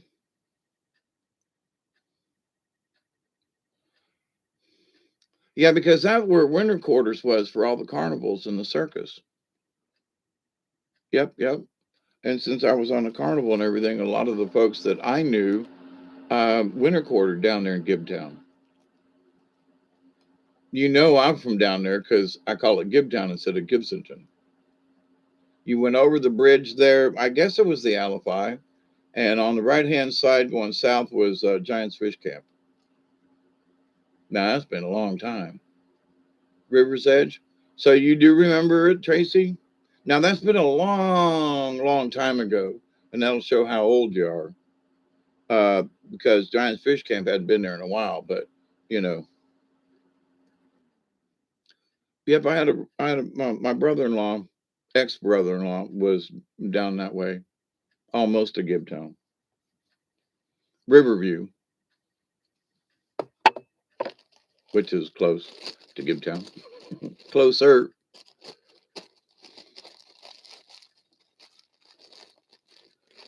Oh, yeah?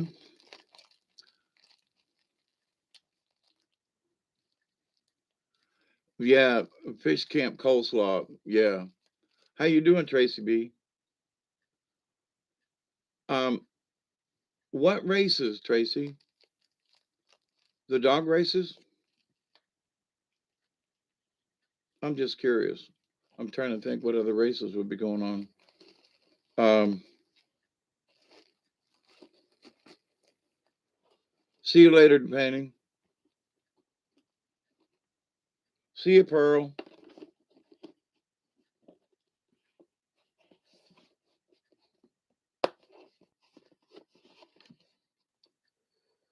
I can't remember the streets, Tracy, down there.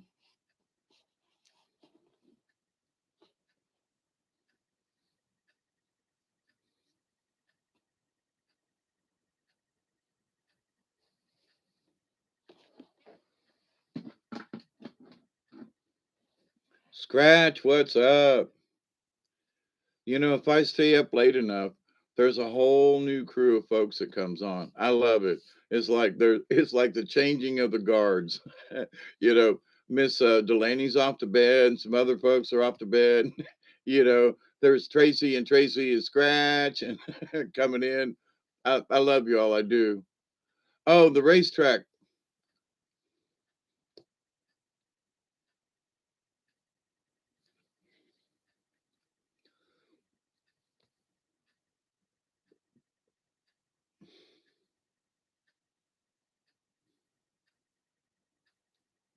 They must have put the racetrack in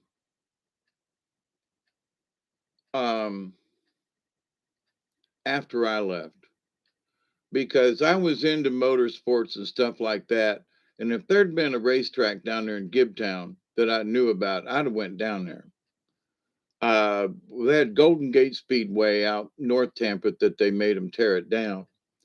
But I don't remember a racetrack in Gibtown. Hmm, interesting. But anyway, but that is interesting that they had a racetrack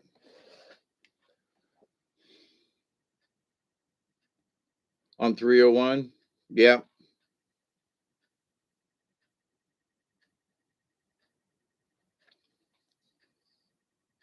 it's 2:20 a.m.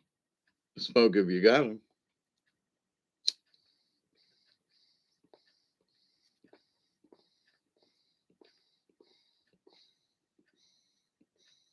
I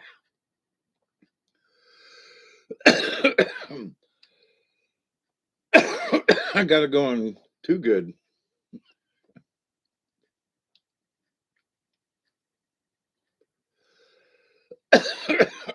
Goodness gracious. Woo.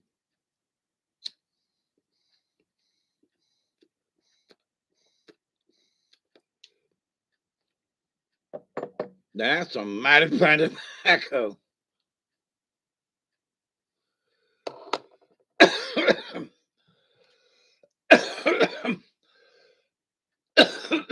And Tracy, and ask also not not only the name, but when, like, how long has it been there, kind of thing. Because I left being down there a lot, in mid 70s, so I wouldn't have known. But we was going down to Gibtown all the time, be in the mid 60s, 70s until I moved up here. But I'd been back down there, but didn't know there was a racetrack. But anyway, so ask about what time. If you know they got rid of Golden Gate Speedway out the north end of town, and out around Lake Sassa, and because people were bitching about the noise and everything. So, but I figured that they would have moved it someplace. East Bay Speedway. Yeah, when I was a Tampa Catholic, we played East Bay.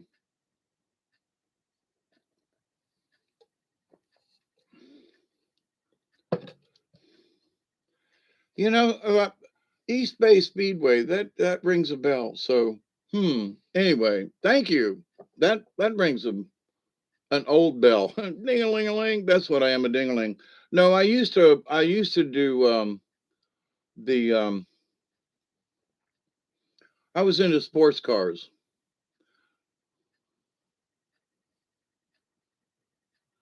The Speedway was there before. Dirt track, huh? Okay. I had a 19 I had a 1964 Austin Healey. It was a six-cylinder, for those of you who, instead of four, because a lot of those Austin Healey's and Bug-Eyed Sprites and that, which I raced a Bug-Eyed Sprite, were four cylinders, but this was a six-cylinder.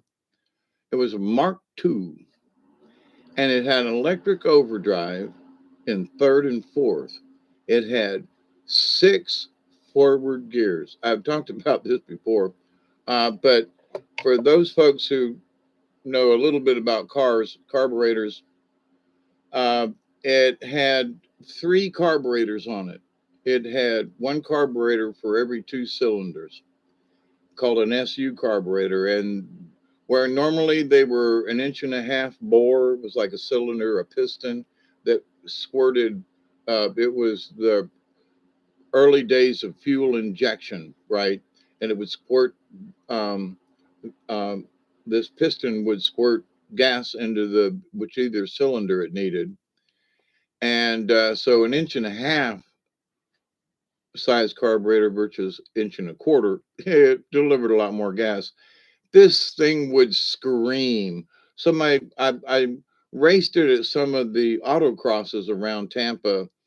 I think we went to one in St. Pete, but there was one out in Sassa with when Golden Gate was there. There were several there. I actually got to race on Golden Gate Speedway on the track, back in the day, which to me was like thrilling.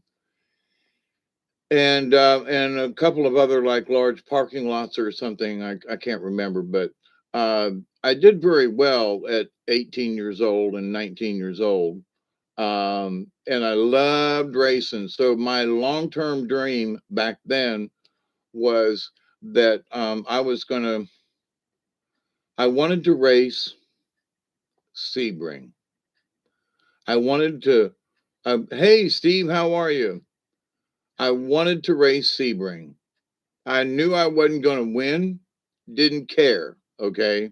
I wanted to race Sebring. I'd been to Sebring at the race a couple of times down in a hairpin.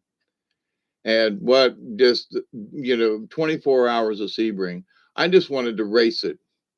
I just wanted to finish. That's all I wanted to do. I didn't care how fast. I didn't care what place I was in. nothing. But I wanted to be able to qualify. I wanted to be able to race it, have whatever it needed to race it and just drive for 24 hours and make it. That's all. And say and say I did it. Used to build race cars right there in Riverview and Gibtown. Rebuilding 63 Ford Econoline.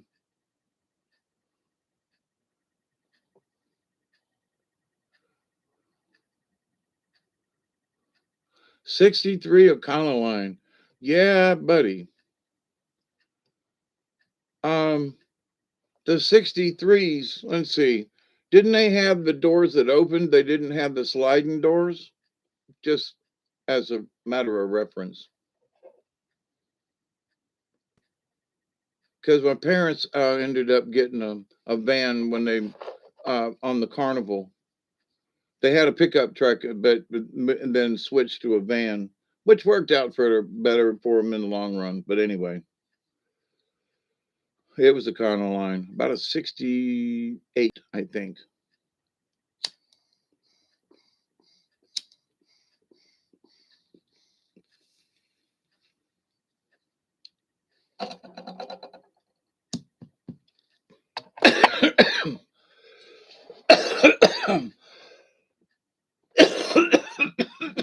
Oh my goodness gracious.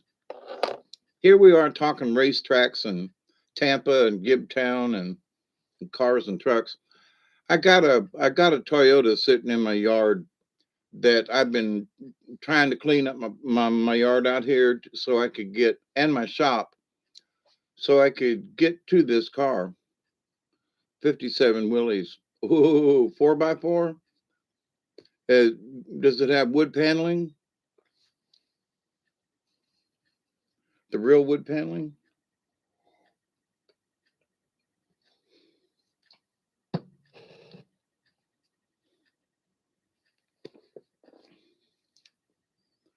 I've got a Toyota. Um, it's the sports model um, Corolla, and it has 150 on the speedometer. And it has special tires that must go on it because it will go that fast. It's a 4-cylinder with 16 valves.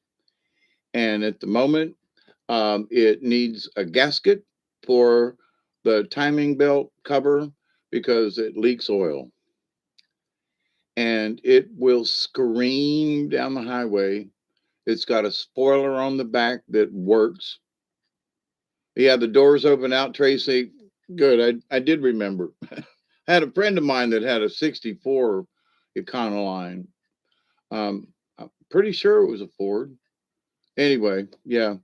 And, back in them days, there were lots of folks that had vans and things and stuff. But yeah, 54. Yeah, I had a 51 Chevy that I bought way back in the day. And some folks wanted to restore it. I had it here on the property and it was literally rusting out. And somebody came and got it. They were going to give me $150 for it. They were going to restore it. And I called them, a couple days later and they said, well, I don't have it. And I said, what do you mean you don't have it? They said, well, we got the truck to the house and decided that it wasn't worth it. We didn't want to mess with it. And I said, so you came down here and got my 51 out of my yard, towed it away. Yeah. Gonna give me money for it. Honest engine, you're gonna pay me. Yeah. Where's the truck? Oh, we gave it to the junk man because we didn't want it. I said, so you basically stole my truck and gave it to somebody. Now it wasn't in any running condition, but that wasn't the point. You gave away my fucking 51 Chevy. I know it needed work. I know it, but there was still fixable parts. Anyway, I lost my Austin Healy the same way. But that Austin Healy would fly, let me tell you. And then when I found out what it was worth, man, rebuilt because there was a special edition of the 50. I mean, I'm sorry, of that 64 with the electric overdrive. There was only a limited edition of the damn things made. So not only did I have a 6-cylinder Austin Healey with inch and a half SUs on it, but I had six forward gears in a 1964 sports car. You know what I mean? I mean, way ahead of its time. I mean, even some of the vehicles now are only 5 speed. My 64 had one more speed than any of my vehicles I got now. You know what I mean? So, but anyway, so it was way ahead of its time. And I heard that I did a check on some on 64 Austin Healey Mark II with overdrive, and they're like $50,000 or more in like ratty condition, and there aren't any in ratty condition. They're worth a crap load of money now. So at one time I owned a really expensive sports car that was really, really fast, you know. And it's a shame I moved up here to Florida and I was going to go back down to Georgia. I'm sorry. I moved up here from Florida to Georgia and was going to go back down and get the car and bring it up here. And they had, it was gone. So but anyway, 5 windows in the 50. Um, no, three. I had a split window in the front, but only one window in the back. I think it was the 53 or four that had the little upper window thingies in the. Is that what you're talking about, Trace?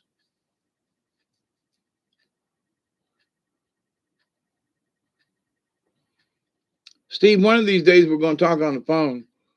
I have gotten over the landscape thing. I'm kind of sort of getting back to normal. So, one of these days soon we'll chat on the phone. By the way, I meant to send you another email and but I really have been busy the last couple of days. Oh, you were talking about the international.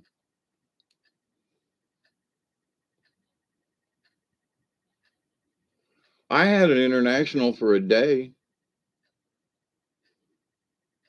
honest to God. And let's see, it would have been 1972. I bought a international pickup um, with I got my government check, and it was about this time of year. It was in April, I think. It might have been March. I got my IRS check and saw this little pickup truck there on Florida Avenue, or maybe it was Nebraska. Uh, you know, they're about Waters Avenue, and they wanted $275 for this truck, and I got like $290 for my government check, right? So I went in and cashed my check, paid the guy cash, got in the truck, and drove it, back to where I was working at the time, um, and went to pick up my friend that I was staying with. Um, and we were delivering a deposit to the bank there on Florida Avenue, making a left-hand turn. And Lucy was in the middle, and Len was by the door, making a left-hand turn. And this guy came from Linebaugh up Florida Avenue. There was a bar there, and never took his foot off the gas because the car just accelerated. And he hit the back of that pickup truck, and he wrapped the back bumper of this international pickup truck around the cab of the pickup. The cab was bent around the doors, and the bumper was like right behind the window. It pushed everything up, put us all in the hospital. That's what gave me my first serious concussion. And I crawled out of the window because I couldn't get out of the door. Len and Lucy were trapped inside. I didn't know it, but I was bleeding. I went to the car behind us. The guy had went through the windshield and his face was splintered with glass and blood. I took my T-shirt off and gave it to him, and the next thing I knew, I had sat down on the curb and passed out, and I was laying in the ditch when my friends were being taken to the hospital. And my friend Lucy said, "What about Dave?" Dave's that the guy over there. So I didn't have a shirt on, just had a pair of trousers on. They thought I was some bum that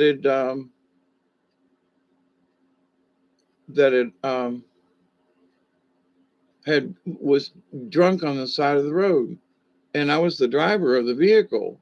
Had hit my head, bent the steering wheel, gave me severe concussion, and they were about to leave me on the side of the road, right there on Florida Avenue, in front of the bank.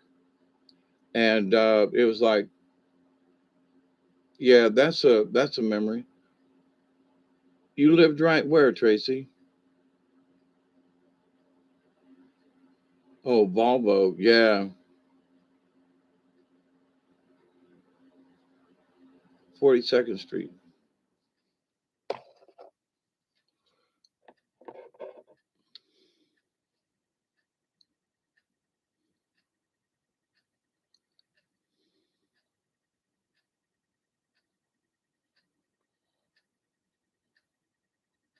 I think 40th Street went over the river, right? Uh,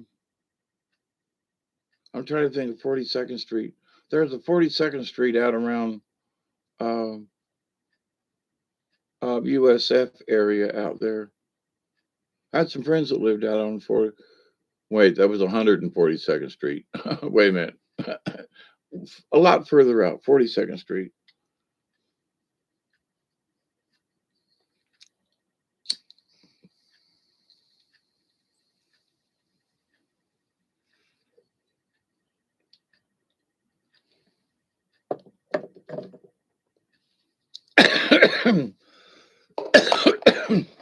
Well, it's interesting enough, Tracy, that you know, for just folks out there in the universe, and that we even lived in Tampa and knew some of the same spots, Gibtown and that kind of thing.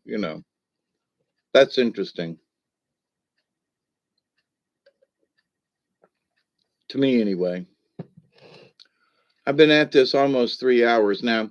We just been sitting here gossiping here this last 37 minutes, which is absolutely fine. I do. I love sitting here gossiping and reminiscing and I've had a oh my God, we had a 62 Rambler too. 3-speed. Flathead 6. Yep. 3-speed on the column. Absolutely. 469 Dodge Dart. Oh yeah, man. I had a friend of mine that had a 60, I think it was a 68. Did it have the 4-speed on the floor? That Dodge, Steve? That 318 was a bad little engine. We had a Dodge, regular Dodge station wagon, and it had a 290 slant 6 in it, 3-speed on the column.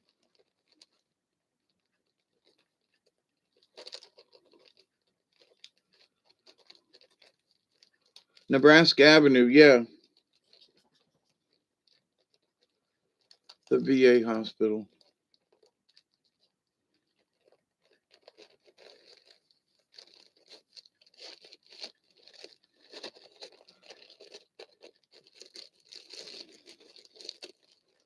VA hospital, ain't it out by the university hospital out there off of 30th Street or something? They built a VA hospital down there before I moved out, I think. Yeah, it is a small world. Absolutely. Yeah, that Dodge Dart, man. I had a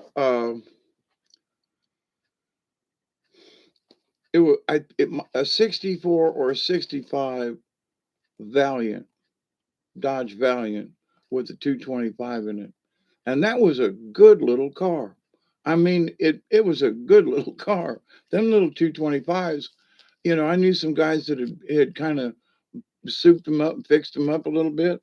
And them old Dodges was some, you know, hardy little things. And that American Motors Rambler,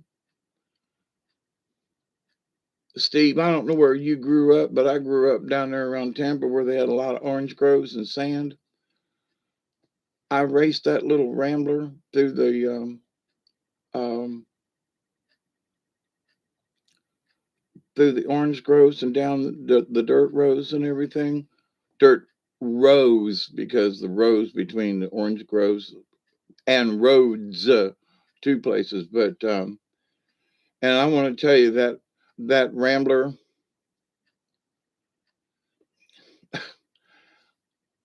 I akin it to a Jeep. Okay, I mean honestly, we got that thing. We took it into places after football games and stuff. You grew up there in Kansas, okay?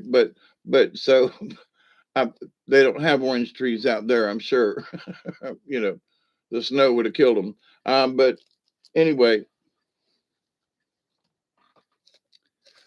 the idea though that we used to race through that, we call it sugar sand,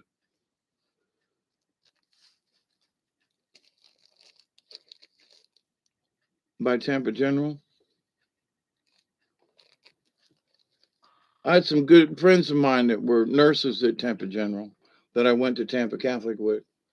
Pete Schultz, Peter Schultz, a registered nurse at in the trauma ER there at Tampa General.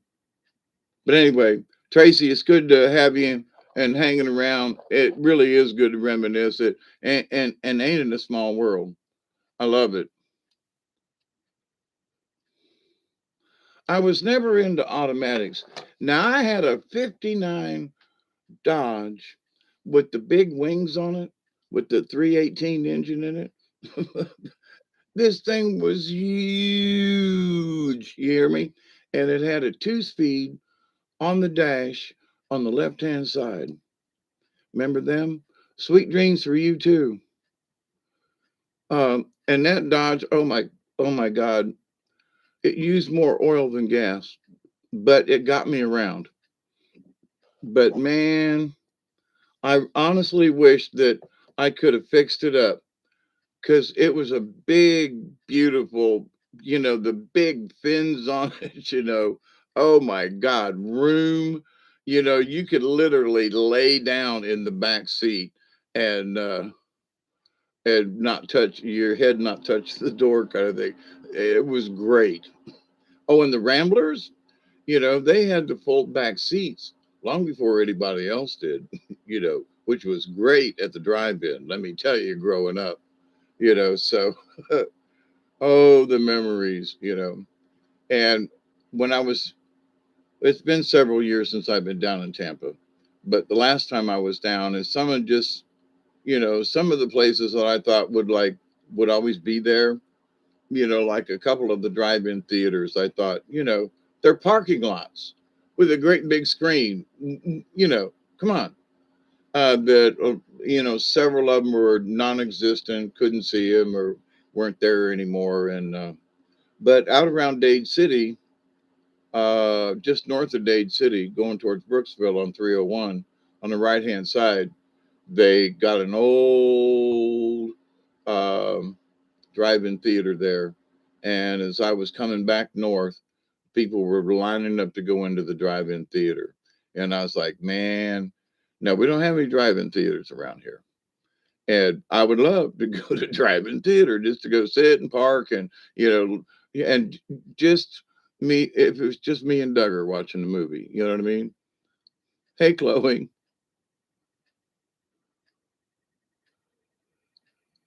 But I swear to, as far as a utilitarian car that got us back and forth to school, and I, that little six-cylinder Rambler, we used to race to school to Tampa Catholic from out there at Most Holy Redeemer. Out there, at Bush Boulevard is where most of us got on at, or north of there on uh, Fowler.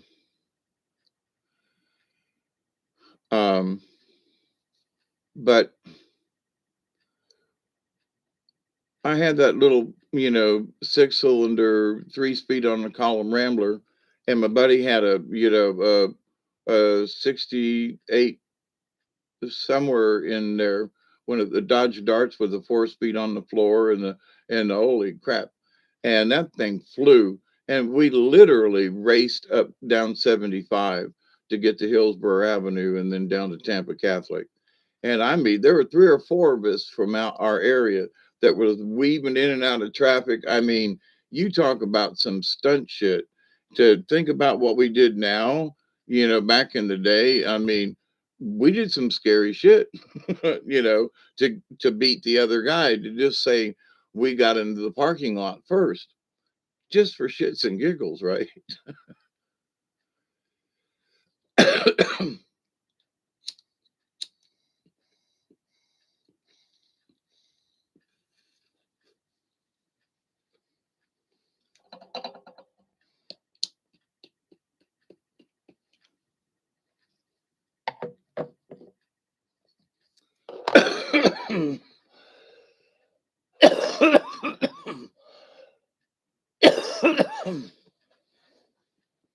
The only vehicle that I had that was totaled was the first, well,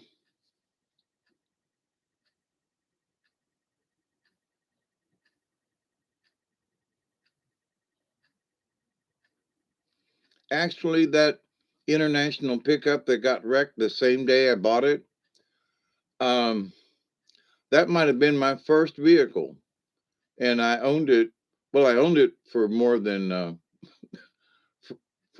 day, but I only drove it for like 4 hours. Picked it up, and then, that afternoon, it was like, I think the loan office closed at 6, and it was right there at Bush Boulevard. And so we'd only gone a few blocks down Florida Avenue to the bank, and at that time, Florida Avenue changed from 4 lanes to 2 lanes. And so we were turning into the bank there, and there was a lane around us. So he didn't go around us, he tried to go through us.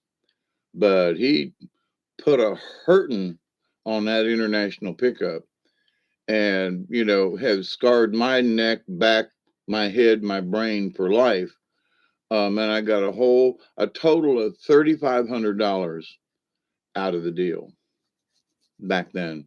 Well, you got off good, Mr. No, sons of bitches. But anyway, he should still be paying for my head trauma. But that's okay. But from then on, I have wrecked a vehicle or two, but like a fender or something like that, but not totaled any. I've had more people run into me than I have done, and I have done some screaming ass stupid shit where I should have wrecked and didn't. Came really close.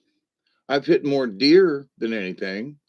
But as far as being in an auto accident, other people have run into me while I was in somebody else's car or something.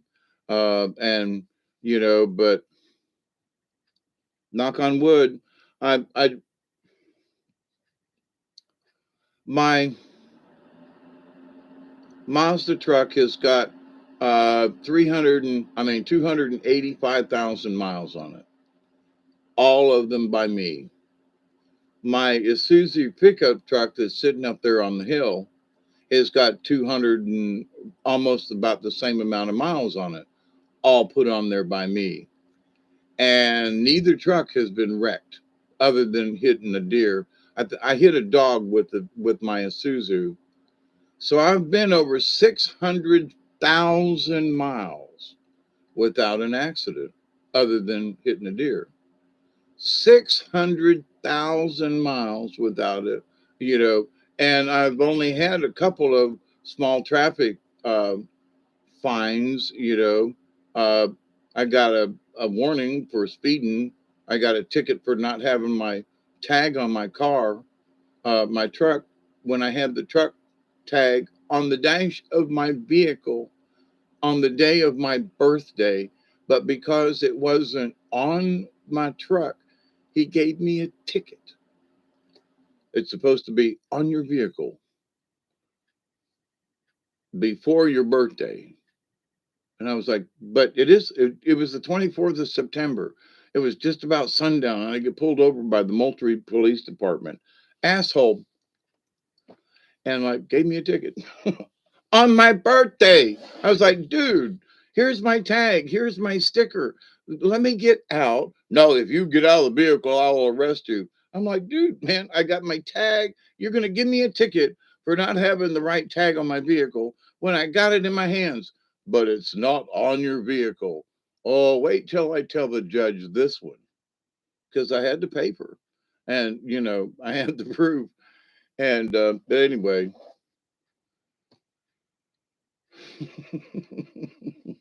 but as far as totaling vehicles or whatever, so I've been, I've been over a 500,000 miles without having a wreck other than deer, right?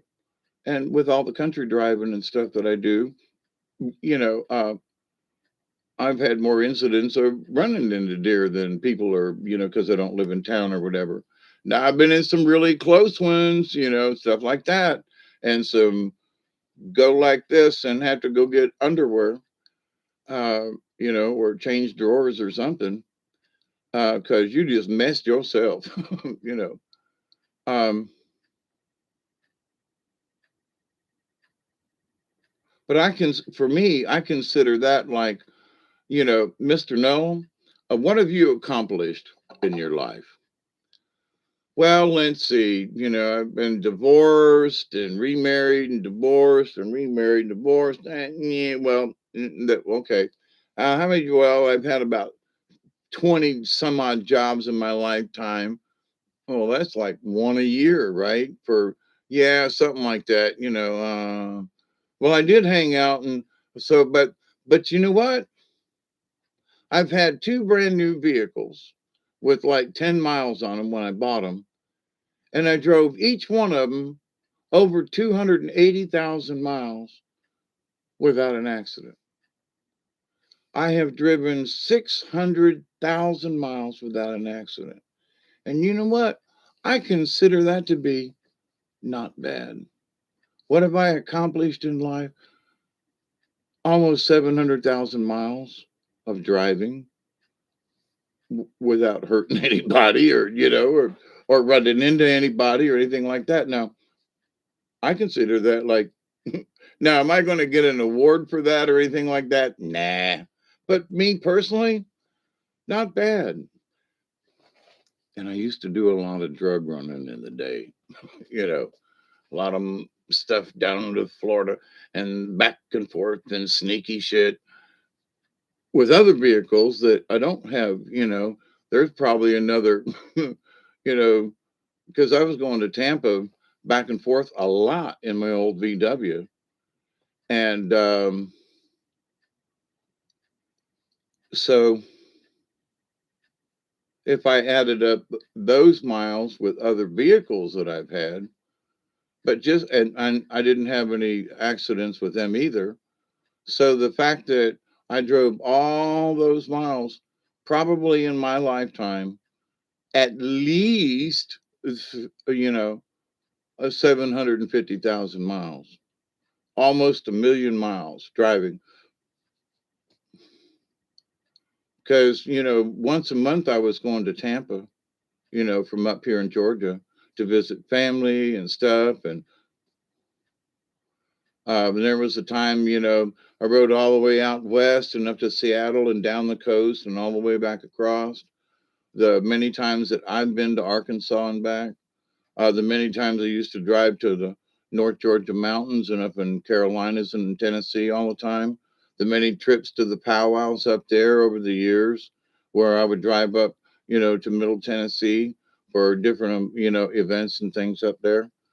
And, never had an accident or anything. And, and from here to the state line is like 300 miles, and then add another, 150, 100 miles to it. So 400 miles to get one way. So almost 1,000 miles in a weekend, up there and back, and puppet shows and stuff in between.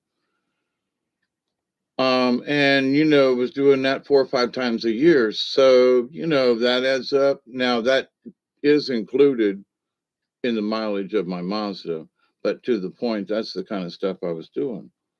So with other vehicles, and all the driving I did on the Carnival, back and forth and double trips and stuff, I probably literally have close to 1 million miles of driving. Come to think, all the driving on the Carnival, oh hell yeah! Because sometimes we drive over and then have to double back, drive another vehicle over. Sometimes we'd have to double back twice. So yeah, a lot of driving. Holy crap! You know, but as an achievement, though, the fact that, you know, my dear friend Marcia, who passed away last year, and I'm not talking bad about her, but she'd been, she'd had several wrecks where other people were running into her. She'd had 3 or 4 massive wrecks caused by other people. And, it just absolutely nuts so. And she'd hit a couple of deer over the years, too. Um, Oh, and by the way, for those of you who live out in the country, I think the front end of my my radiator and everything is, it makes enough noise. I think it scares the deer away. But they make these little whistler things that go on under your bumper on the front of your car. They absolutely work. Um, and they don't cost much, little plastic things. So if you're drive whatever it is, they alert the deer or something. It makes a high pitched whistle, and they're like little cylinders of little plastic things, and stick on your bumper. If you have issues or have been close to hitting deer or something, and you're out in the country driving a lot, buy them, get them. And it's for other animals too, but deer especially. I've had other hit me, but only one.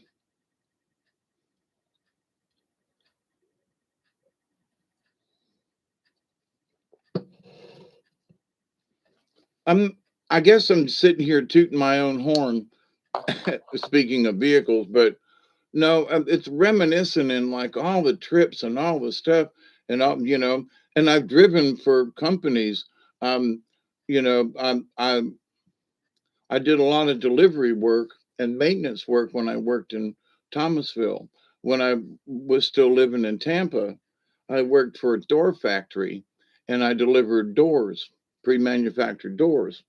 And I drove all over the place delivering doors, all over Tampa and St. Pete and surrounding areas, down towards Sarasota. You take a truckload of doors down to Sarasota. I made 2 trips in one day. But but anyway, so I guess and honestly speaking, I've been over 1 million miles without having, that guy run into me, you know. Um, I had bald tires one time and come around a curve when I was driving for Belmar Refrigeration, and the back of that truck just kept right on going. I was on Highway 41, uh, just uh, just north of Lutz, coming back into Tampa, and it was raining like cats and dogs. And I was doing about 45, and came around this curve, and then bald tires on the back. It just heavy ass refrigeration truck with the big, you know, all the doors and things and stuff in it. And that truck just kept right on going off the side of that thing. And I was like, holy crap. Next thing you know, hit a telephone pole sideways. But I was trying my best to hold that bitch on the highway. And but Richard, he told me, he said, how fast were you going? I told him, I said, I wasn't speeding, because I told him before I left the shop, I said, Mr. Purdell, these tires are bald on this truck. Do you hear me? And, well, we'll get them fixed. You go do this, and when you get back, we'll go see about tires. Well, while I was gone and coming back off the road, I went, you know. But anyway, so um, I've had a few, nicks and bumps while racing in the uh, in the sand, through the orange groves. But I'm thinking, I have never, had an accident, knock on wood, other than a deer. So proud achievement. So here's the thing, it can be done, maybe. Um, and I used to teach driver's ed. I learned driver's ed. I took driver's ed in high school, and then I took driver's ed later on when I was working for DOE, Department of Energy.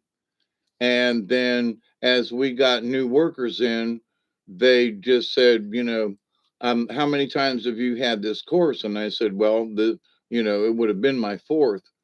And they said, well, my boss man looked at him and said, he knows the course as good as I do.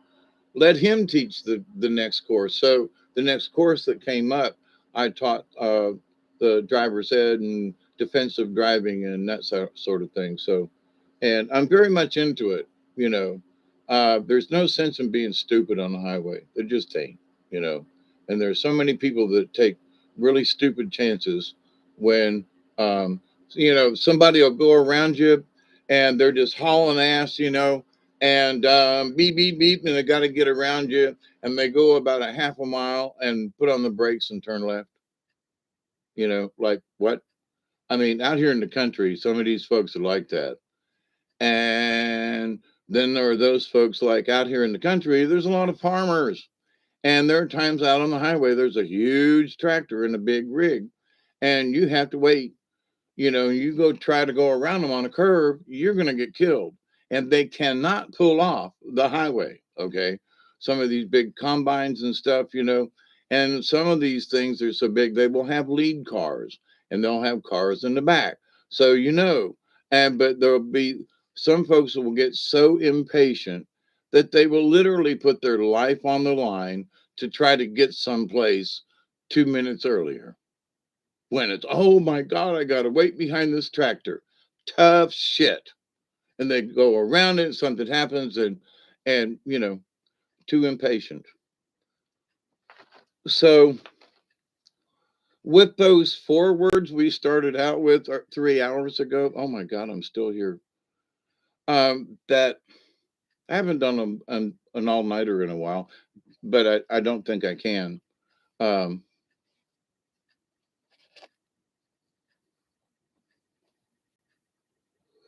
you'll be 67 in May. Well, you're right behind me, Steve, in May. My daughter's got a birthday in May.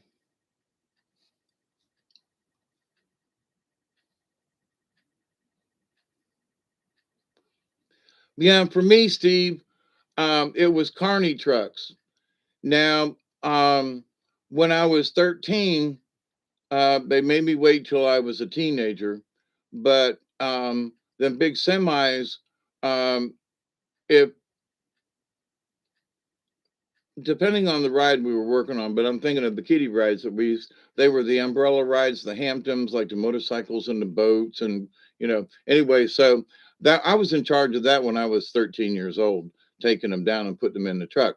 Well, if we needed the truck backed up to get to the rides so we could put them up in the truck, then we'd have to pull it forward. It was a straight shot, just a couple of feet, and then we'd have to back up to put the track in.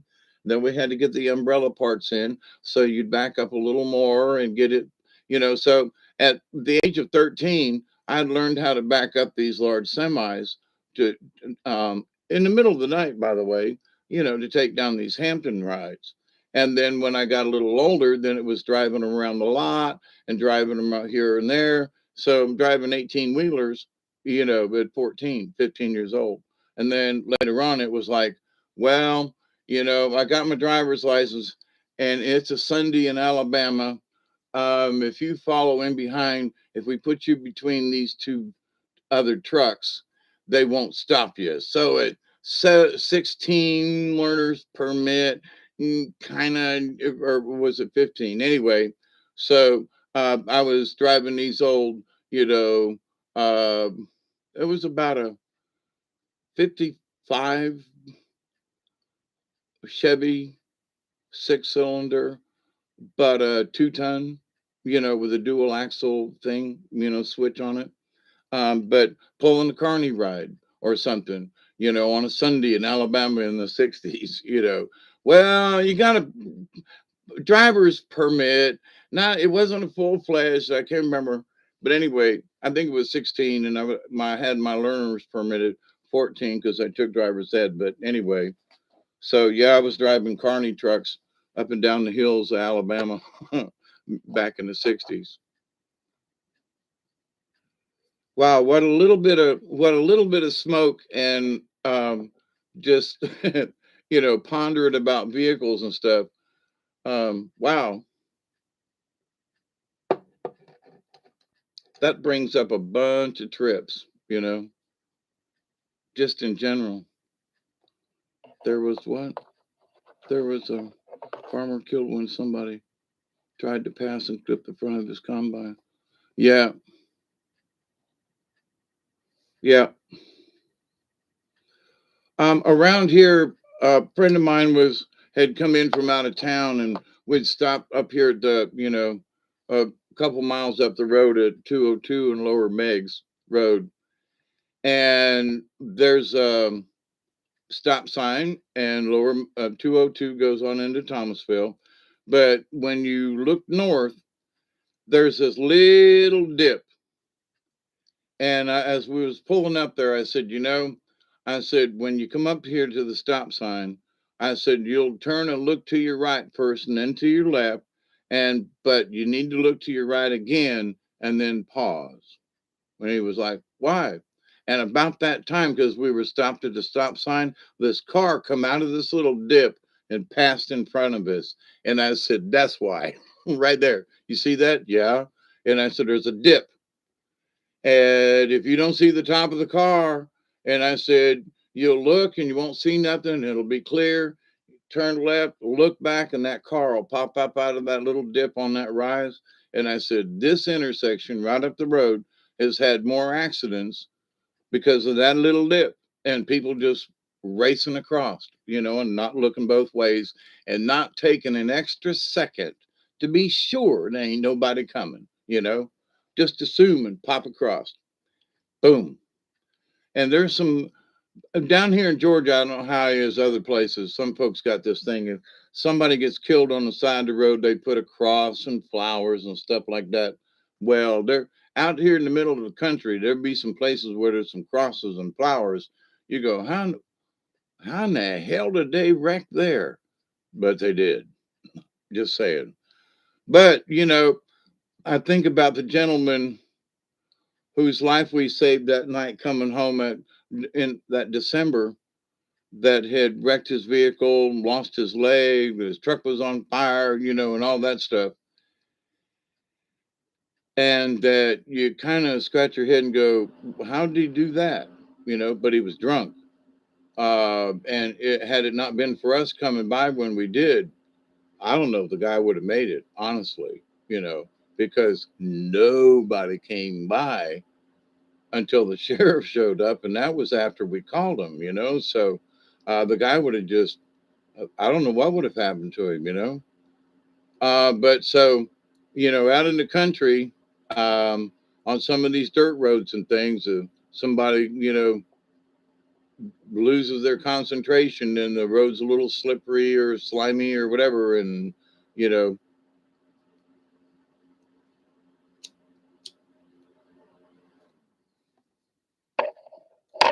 there was a friend of mine, a young man up in Tennessee, up in Tullahoma. And every time I went up there for the powwow in November, he lived just down the street. And over the years, he would come and hang out with me, and I'd let him in. And I knew the promoter, and so we got to be friends over the years. And so Jesse was a fine young man. We had got him on. Um, you know, we knew the people at the art center there. And so after school, we got him this part time job at the art center, working in there and helping out and so forth. And he was developing, and we had actually talked to his mom, and that he was going to come down to Georgia one summer and help me because I used to do a lot of business with all the libraries and so forth for the summer reading program. And I said, look, you can come down, learn puppetry, help me out for the summer for a couple of weeks, and I'll come get you and I'll come bring you back. Come down here and stay and just hang out, because his father wasn't around and he had two sisters and we'd become buddies. So then I get to Tullahoma. Actually, I'm up in Murfreesboro, and this lady comes up from Tullahoma who worked at the art center who got him the job. And she goes, Dave, she goes, I I gotta I well, I don't, and she handed me this newspaper. She didn't know what to say. She said, Jesse Owens remains found in the woods off a dirt road. He had been with the wrong crowd. They had swiped somebody's dirt bike, went riding. So they threw him in the juvie. The juvie was being mean to him.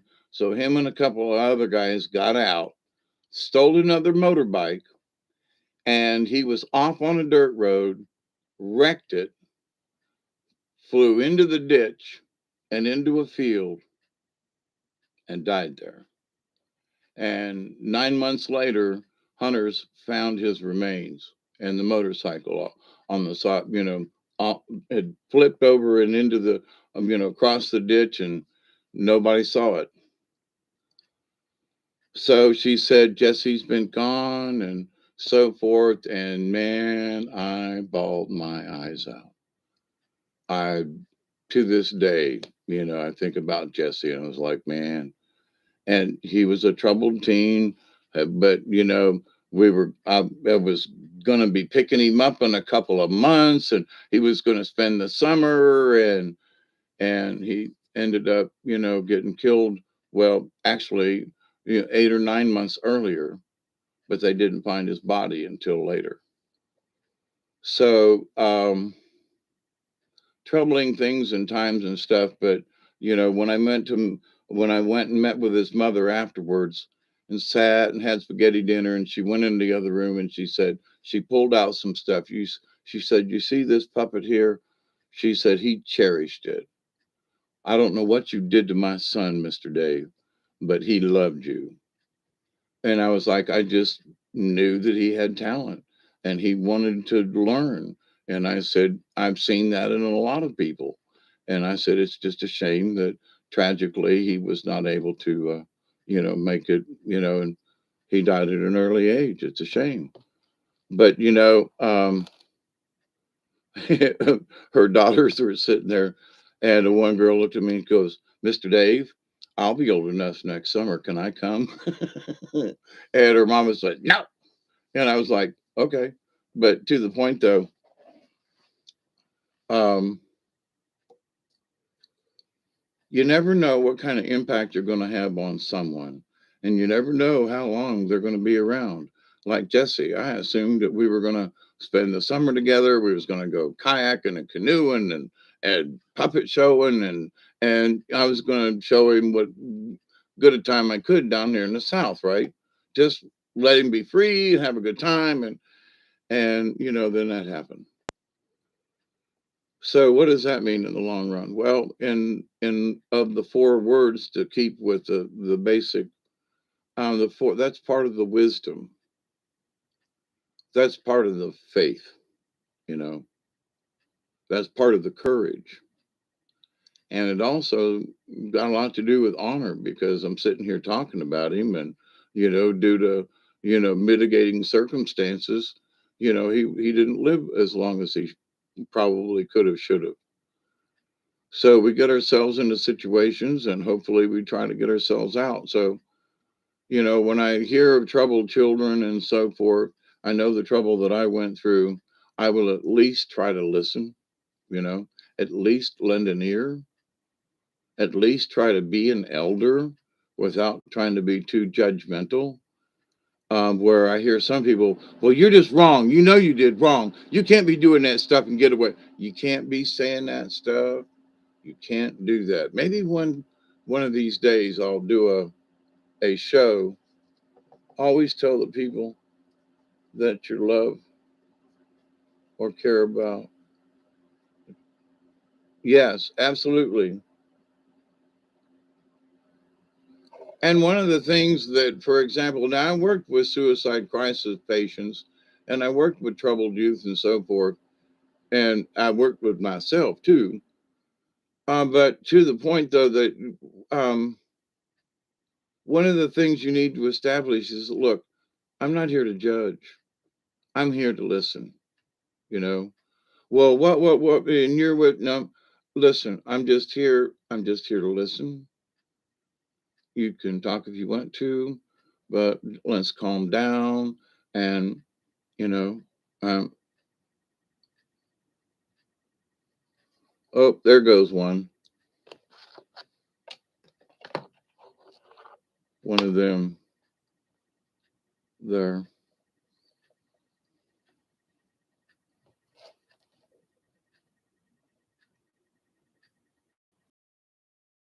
I know Barry gets most of them, or he gets the credit. But I'm reporting them too.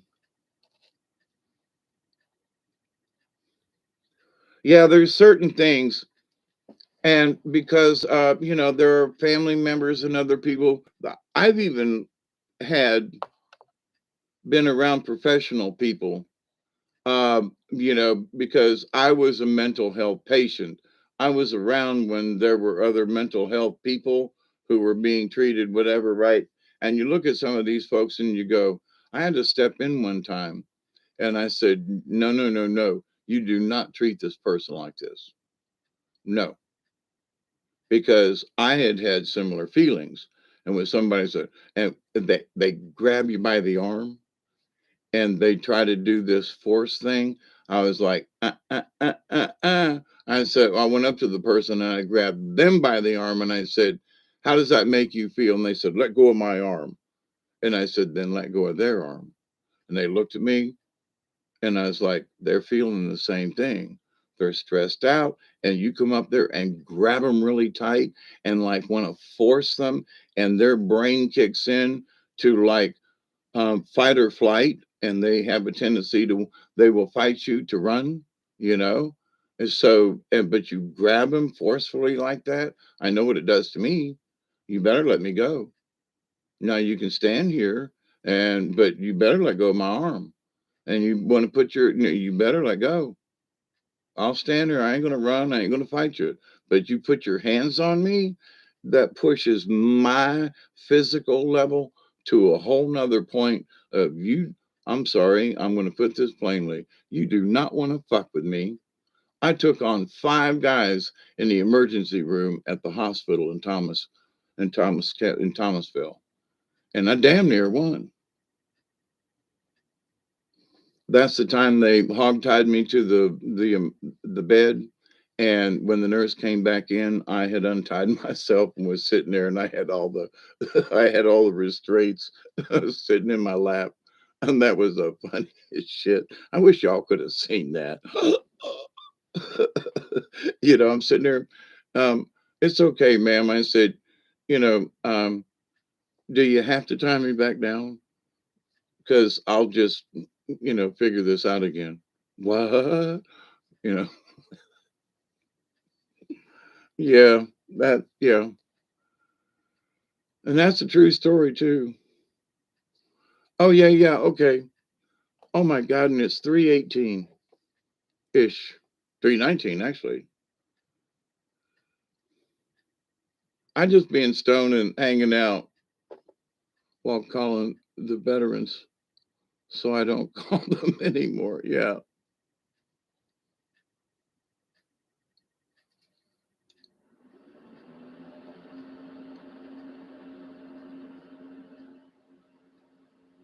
Yeah, the first thing you have to establish, if and no matter who it is, a family member or whatever, is that you're non-threatening.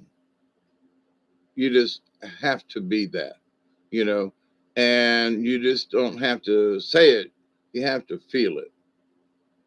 So, in having been in many situations, having worked with mental health patients having been around mental health patients as a mental health patient, I mean, just so, and having been manhandled by, mental health staff and hospital staff and that kind of thing when there was no need, because I was trying to cooperate. They didn't want to cooperate. And anytime they grab you, that just sends me, please don't do that. You can stand around me, you can crowd me, but you grab me. And, I was a tough son of a bitch. I loved to play football. I was a really good linebacker. And so, you know, somewhere deep inside, I still got some of that chutzpah.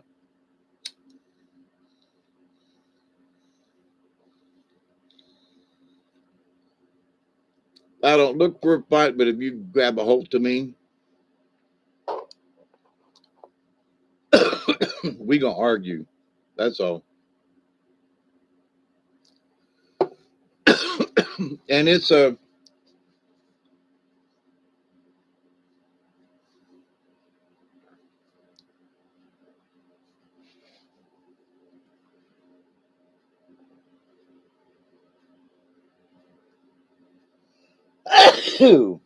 that was a good one.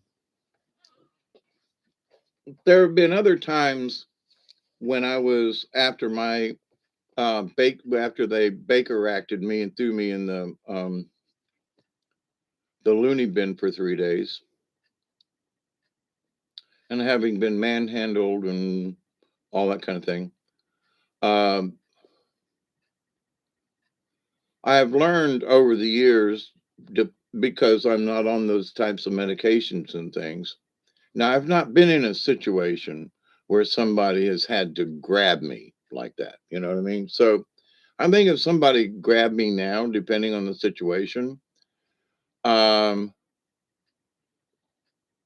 I have more control of myself to where I would might look down and go, "What do you think you're doing?" You know, to where instead of just overreacting and wanting to punch and scream and run or whatever, get to snatch away, which is just going to make the situation worse automatically. I would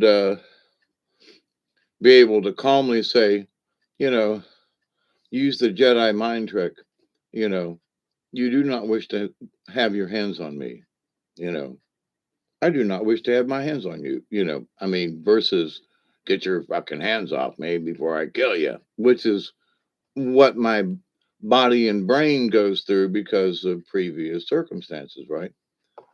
So, other people who do not know previous histories of that kind of thing do not know that if they grab you, that could trigger something that is ancient and old to a self-defense mode that can hurt somebody. Because I've hurt I hurt a couple of guys. There were five big bruisers. Me and my little old shitty self took them on, and I was winning. The one guy said, "Son of a bitch, he's strong."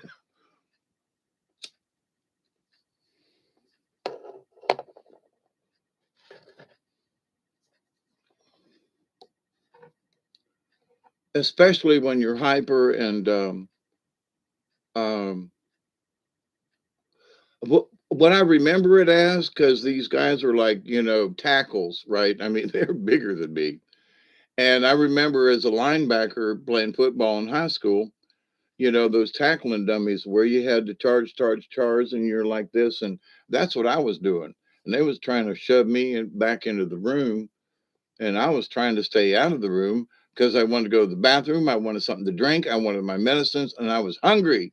And they wouldn't give me any of those. They shoved me back in the room.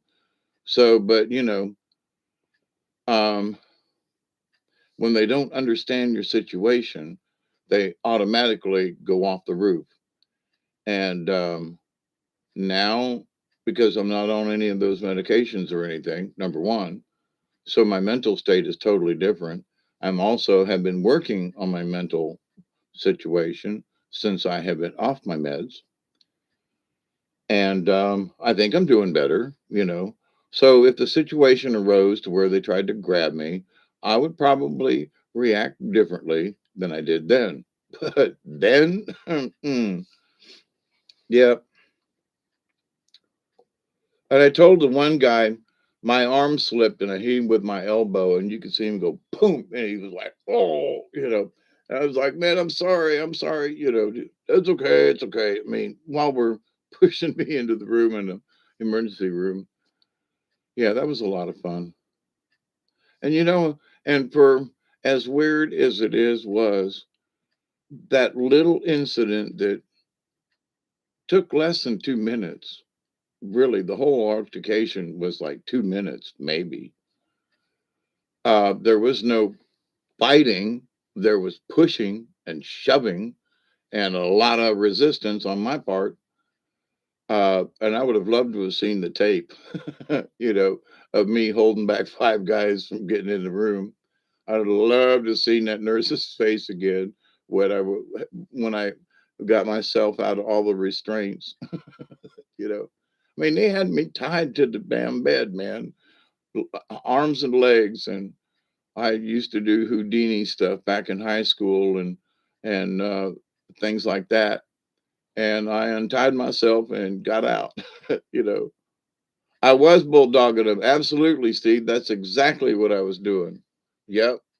And it was amazing at the time because this has been quite a few years ago now. But at the time, I was like, man,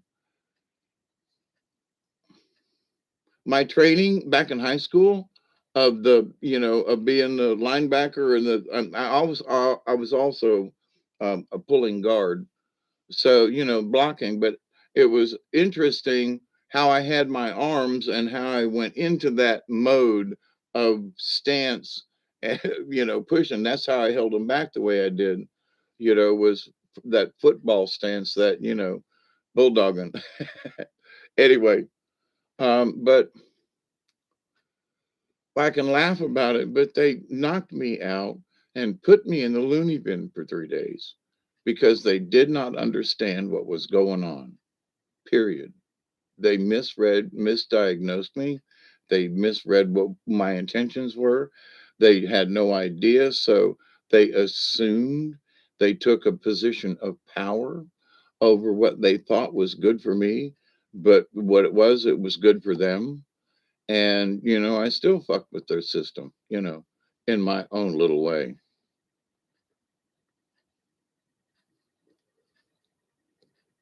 For example, they had me in handcuffs, face down on a stretcher, literally threw me in the back of a county police car from the hospital with all of these people around me, handcuffed, right, and drugged. And they take me out to the state hospital, which is like 2 miles from the hospital, right? Not far. I get there at like 4 in the morning. They take me out of the car, unhandcuff me in the middle of the parking lot at 4 in the morning, and there's one black guy out there to greet me. Now, if I was such a threat, don't you think that I had guys out there with like straight jackets and, and no. So at the hospital, I was this huge threat, handcuffed and literally manhandled into the back of the cop car and then taken out of the car, let loose from the handcuffs in the middle of the parking lot at 4 in the morning to one black guy with a manila folder. Said, come on in, let's take care of this. And you know what? you know what? I went from being mistreated to kindness. What? Now it was weird when I got there, but at least I was like, I went from being bullied to sit down, Mr. No. Hmm. So anyway, in the distance of 2 miles, strange.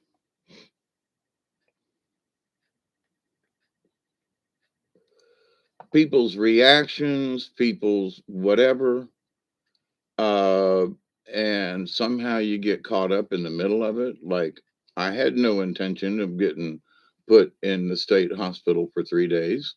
That was not on my agenda. But I had to go to the hospital, and I had to take care of some other things because my meds were out of balance. And because my meds were out of balance, they mistook me for having a catastrophic event. So, and because I demanded food and a urinal and water, that, they said no and fought me and put me back in the room and tied me down. You know, that's the simple fact. So, talk about the loss of human rights. You have to pee yourself. You have to be degraded, handcuffed, thrown on a gurney, and, mistreated like that. So, and it happens all the time in the mental health field because people can aren't able to speak up. Now, this is related to suicide because when events like this happen to people and it's be literally beyond your control, and they mark you as one of these people, right? Because I am forever marked in my on my medical charts as having had this incident. You see, so they will watch me no matter where I go, no matter what hospital I go to, because things get brought forward. So my mental health issues will come up, and oh, so well, Mr. Knoll, are you on any medication now? Or are you suicidal? Or how's your bipolar doing? What bipolar? I'm just crazy. Leave me alone. But so there are so many people that these things, like I just described, that happen to me, drive them over the edge to where they really need help, but then the help that they need, they don't get. They get this other treatment, which makes them even feel less worth, more worthless. So then their thoughts of suicide and their thoughts of giving up, and they lose faith in themselves and being able to control the situation. They lose faith in the system. They lose faith in their human beings. They lack the courage to stand up anymore because they feel like they have been disrespected. And no matter how much wisdom they seem to have, it seems to lack. And there is no wisdom in the situation at all. Because every time I looked at it, as it was happening, I was going, what is up with these? Nobody is stopping to think about this. They're not listening to me. I'm trying to speak in a normal tone, and these folks just ain't paying attention. Um, what's up, right? Period. What's up? So, when people get caught in this trap, it is up to us, I feel, to try to recognize these things and step in when necessary. Like that one time, I can't remember what it was, but that guidance counselor looked at me like, "What do you think you're doing?" I was like, "You got to let go of his arm. You're making it worse." Because I had been in circumstances like that, and you can see a change in the person's eyes and in their demeanor. They get stiff. You need to back off, or you fix and have a fight. And that's exactly what I saw. And I told this counselor, I said, look at his eyes. You gotta let go of his arm. And so he did. He relaxed and backed off a little bit. Body language, absolutely. But no, literally, when I was working with some folks, there's literally a change that comes in the eyes. And it's just like, it's almost maniacal. And I mean that, maniacal, in that they look like a maniac in that, because it's like they have crossed it is oh, I thought it said creepy. It's energy. It was creepy though, but I have worked with several patients over many years, and other people, and they will reach a certain place where they just their eyes change. And I've talked with other people about a particular person that we mutually knew.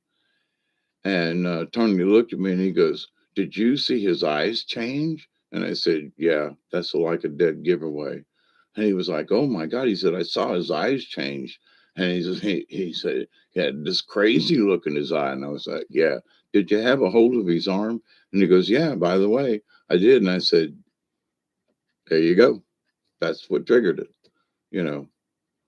And but anyway, so yeah, different people I've known in different circumstances, but all having like similar issues, don't grab them kind of thing. They all reacted in the same very similar way. So it's creepy, but it does happen. But the thing is that there's your sign. Don't poke this bear no more. It's a beehive. Don't poke it with that stick. Be smart about it. Let that beehive alone. Don't be stupid, for goodness sake. So, but anyway, my dear friends, is there other veterans here that have been in a psychological ward at the VA? Did you have to sleep on cement bed? Holy crap. Well, that sucks, Steve. I've got some other folks who've been, in fact, their name is Steve too. Um, Veteran have issues in the state of Florida. Uh, my granddaughter is a veteran in the Navy, and she says the VA sucks in Florida, but VA sucks in a lot of places. But anyway, that's a shame. It really is. That's a shame. Um, that's a shame. You want to train doctors, you want to get good doctors, then tell them, say, look, um, we'll pay your college, we'll help you through school, but you come work at the VA or whatever, but pay them a decent salary, and not go through this, you know. My brother's been in and out of the VA. For example, years ago when my brother was staying here on the property, he's got two bad knees because of an incident when he was in the Navy. Okay. And so they x rayed, they did tests on both of his knees. Okay. So when the report came back, now he went in for both of his knees were bad. Okay. And it could have been reversed, but he went in for his left knee, and they did the test and came back, and the paperwork said that his right knee was bad. So they gave him a partial disability on his right knee when his left knee was the one that was bothering him. And I looked at him and I said, "Why don't you go back in, because they've already given you disability for this, and get it for the other knee?" I don't think he ever pursued that, but I was like, they're the ones that made the mistake. They should have given you for both knees anyway. That you've got proof, right? They gave you the proof. Your left knee's bad. Yes. It's recorded. Yes. But they gave you disability on your right one. Go back. But anyway, so that's how dumb the system is, right? So I get it. I got another friend of mine who's a Marine, and he's been in and out of a VA and hospitals and stuff. And sometimes they treat him right, and sometimes they don't. I didn't used to be that way many years ago. Had remodel with a thin sheet. Oh man, that sucks. Cement bed?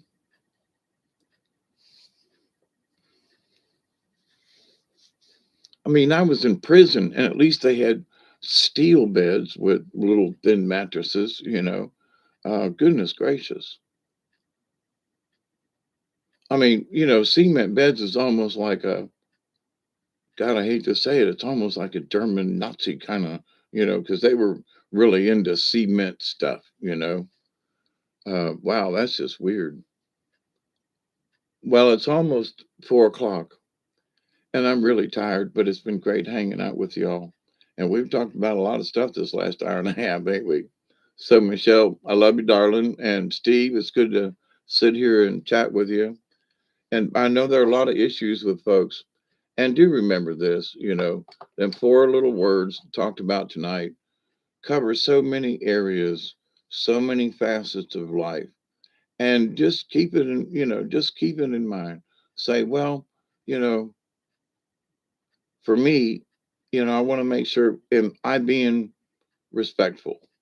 Am I being, which most of the time now, before I had to ask myself all the time because I had a ratty attitude and snarky this and that. And I'm not like that anymore. So my self check as to whether or not I'm being polite to people or whatever, I I'm just more polite to people than a long time before, right? So I'm out of that really bad older behavior, and this has become my new behavior, right?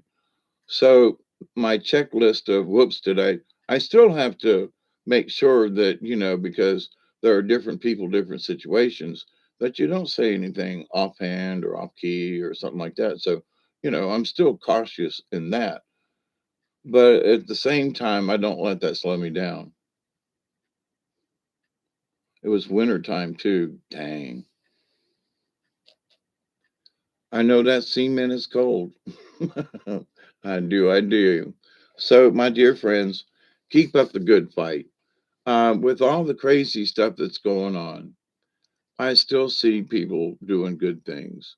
I still see people reaching out to help other people. I still see folks resisting, the craziness and trying to, and it seems like there are more people trying to stay out of the chaos than trying to get in it. So to me, these are all good indicators, at least on, you know, a grassroots level, if you will. So keep up the good work. Keep up the courage. Keep up the faith. Believe, believe, believe, believe, believe. Don't give up. After 40 years of being here on this place and so forth, the changes and so forth and etc. Don't ever give up. You never know how things are going to work out and change for the good or the bad. But don't give up because there are opportunities that come up all the time. So keep up the faith. So I continue to pray that each and every day, that each and every one of you will continue to accept and receive the knowledge, the healing, the wisdom, and the many blessings that can trickle out of the universe. And every day, me and Duggar go outside and walk up the driveway. We continue to pray each and every day that each and every one of you will continue to learn to accept and receive the knowledge, the healing, the wisdom, and the many blessings that come like meteors out of the universe, sparklers. And in that law of three that just tickles me, I continue to pray that each and every one of you, your friends, your family, all of your relatives, and all of your relations will continue to learn to accept and receive the knowledge, the healing, and the wisdom, and the many blessings from the universe. So, have a good rest of the week, y'all. Take care, stay safe. You too. Whatever all of my say, you too. Sending much love, peace of mind, healing. Yep. Always trying to send out peace and love, amidst the chaos. And, trying to laugh at the craziness, and one thing, just as a couple of small parting words, in that, you know, I had made a couple of statements a week or so ago about Russia, Putin, and stuff, and I just said, I'm not going to argue. Other people got their own opinions and stuff. But then in listening to some different stations and so forth, there have been some people speaking up that have said a lot of stuff like, oh, they're not on any kind of UFO channel or anything like that. I mean, they're just folks. And they're going, I don't know what's going on over there. I just don't think Putin is a madman like they're trying to portray. We just don't see him as a madman.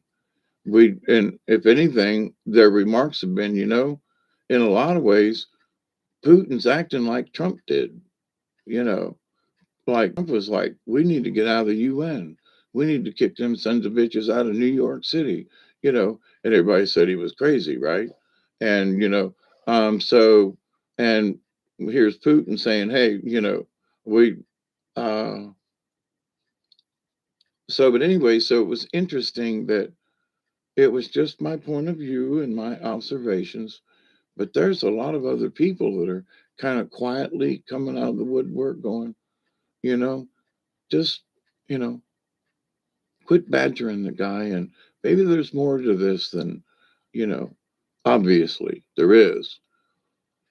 So, but I just wanted to kind of pass that along because there's a lot of nervousness about Ukraine and everything. But there are some other, quote, smart people out there, not that I've got any intelligence at all, but, that are like, they almost, the one guy almost repeated word for word something I'd said a week or so ago.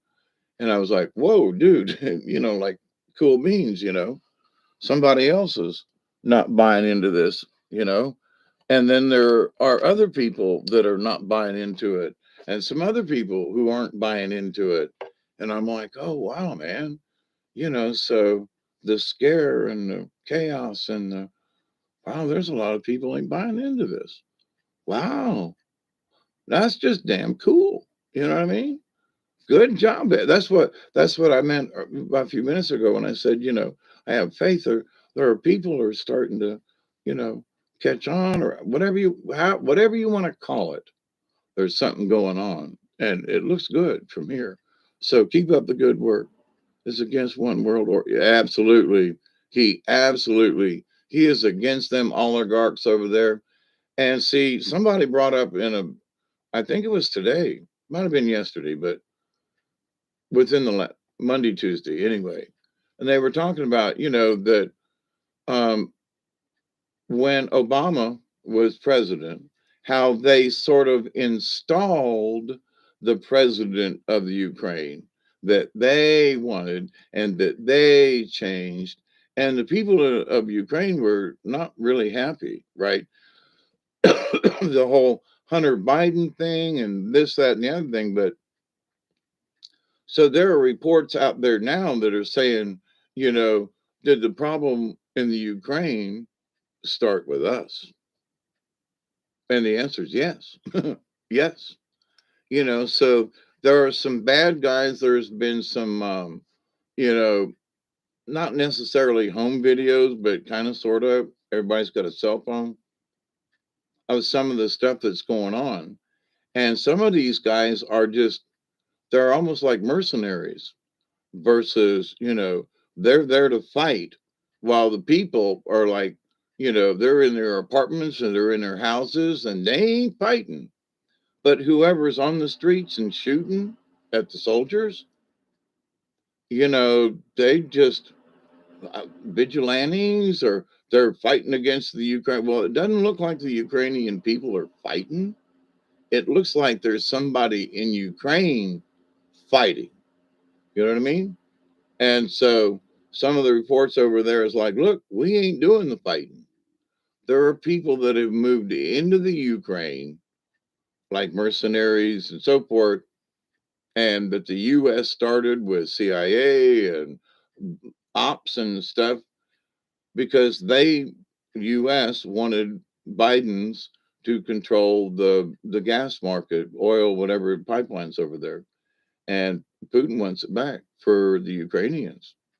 They wants the profits to stay there. And so, this whole war and everything is about how much of a madman he is. because he wants to reclaim for the Russian people, and the Ukrainians are part of that area and of or Mother Russia and of the land over there. We don't get it, you know. It's like native peoples trying to explain their connection to the land, like Russians trying to explain to Americans how they feel about Mother Russia. You know, it's in them. Like Native Americans, their pride in the land and the Mother Earth, it's in them. Americans, you know, they do not feel the same way with the same intensity.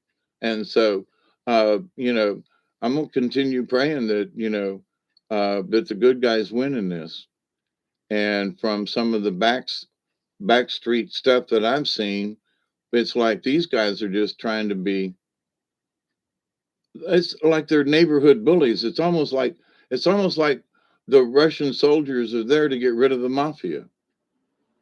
Seriously, it's like there's a mafioso group in the Ukraine that's occupying those cities, and they found all kinds of uh, different laboratories and stuff that are U.S. operated, owned kind of thing over there. And so there's a lot of shenanigans going on. So just for shits and giggles, we should just keep that in mind that, you know, them folks have just had it up to here and have decided to take care of business. And I have, I don't think it's World War III at all. I don't. World War III is getting rid of the COVID and the masks. That's World War III, and we ain't done with that one yet. But my friends, till next time, Steve, thank you. Yeah, and they're trying to do this bank reset. Now, let me tell you, let me add this little. I've said this before, I will remind you. Here's the thing, um, your money's already digital. This thing that is going to go digital is stupid. Why? Because I've got this little bank card. It's got a little chip on it. Guess what? It's digital. Every time I go and use it, there is a digital transaction. Every time I want to get money out, it's a digital to cash transaction, but it's still a digital transaction. Period. I don't have money in the bank. There are digits in the bank, in my account, that represent money.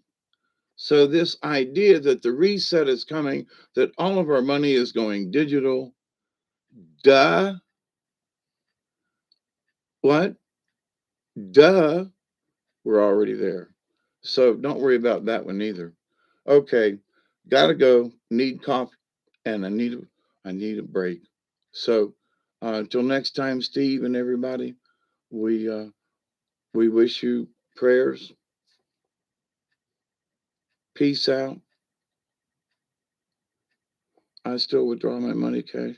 Yep, me too. You're welcome, Michelle. Thank you for coming and hanging out. Man, this one went long. And blessings right back to you.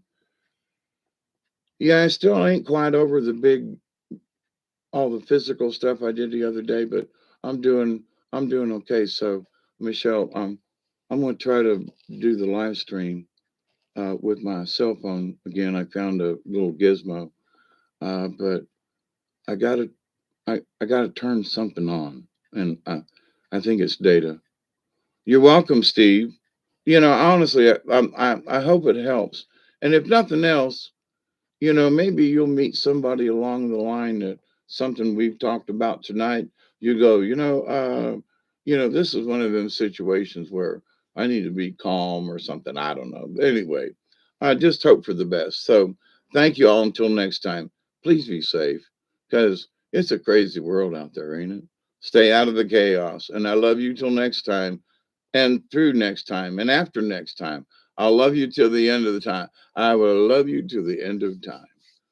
So let's all do you know, um, the popcorn dance.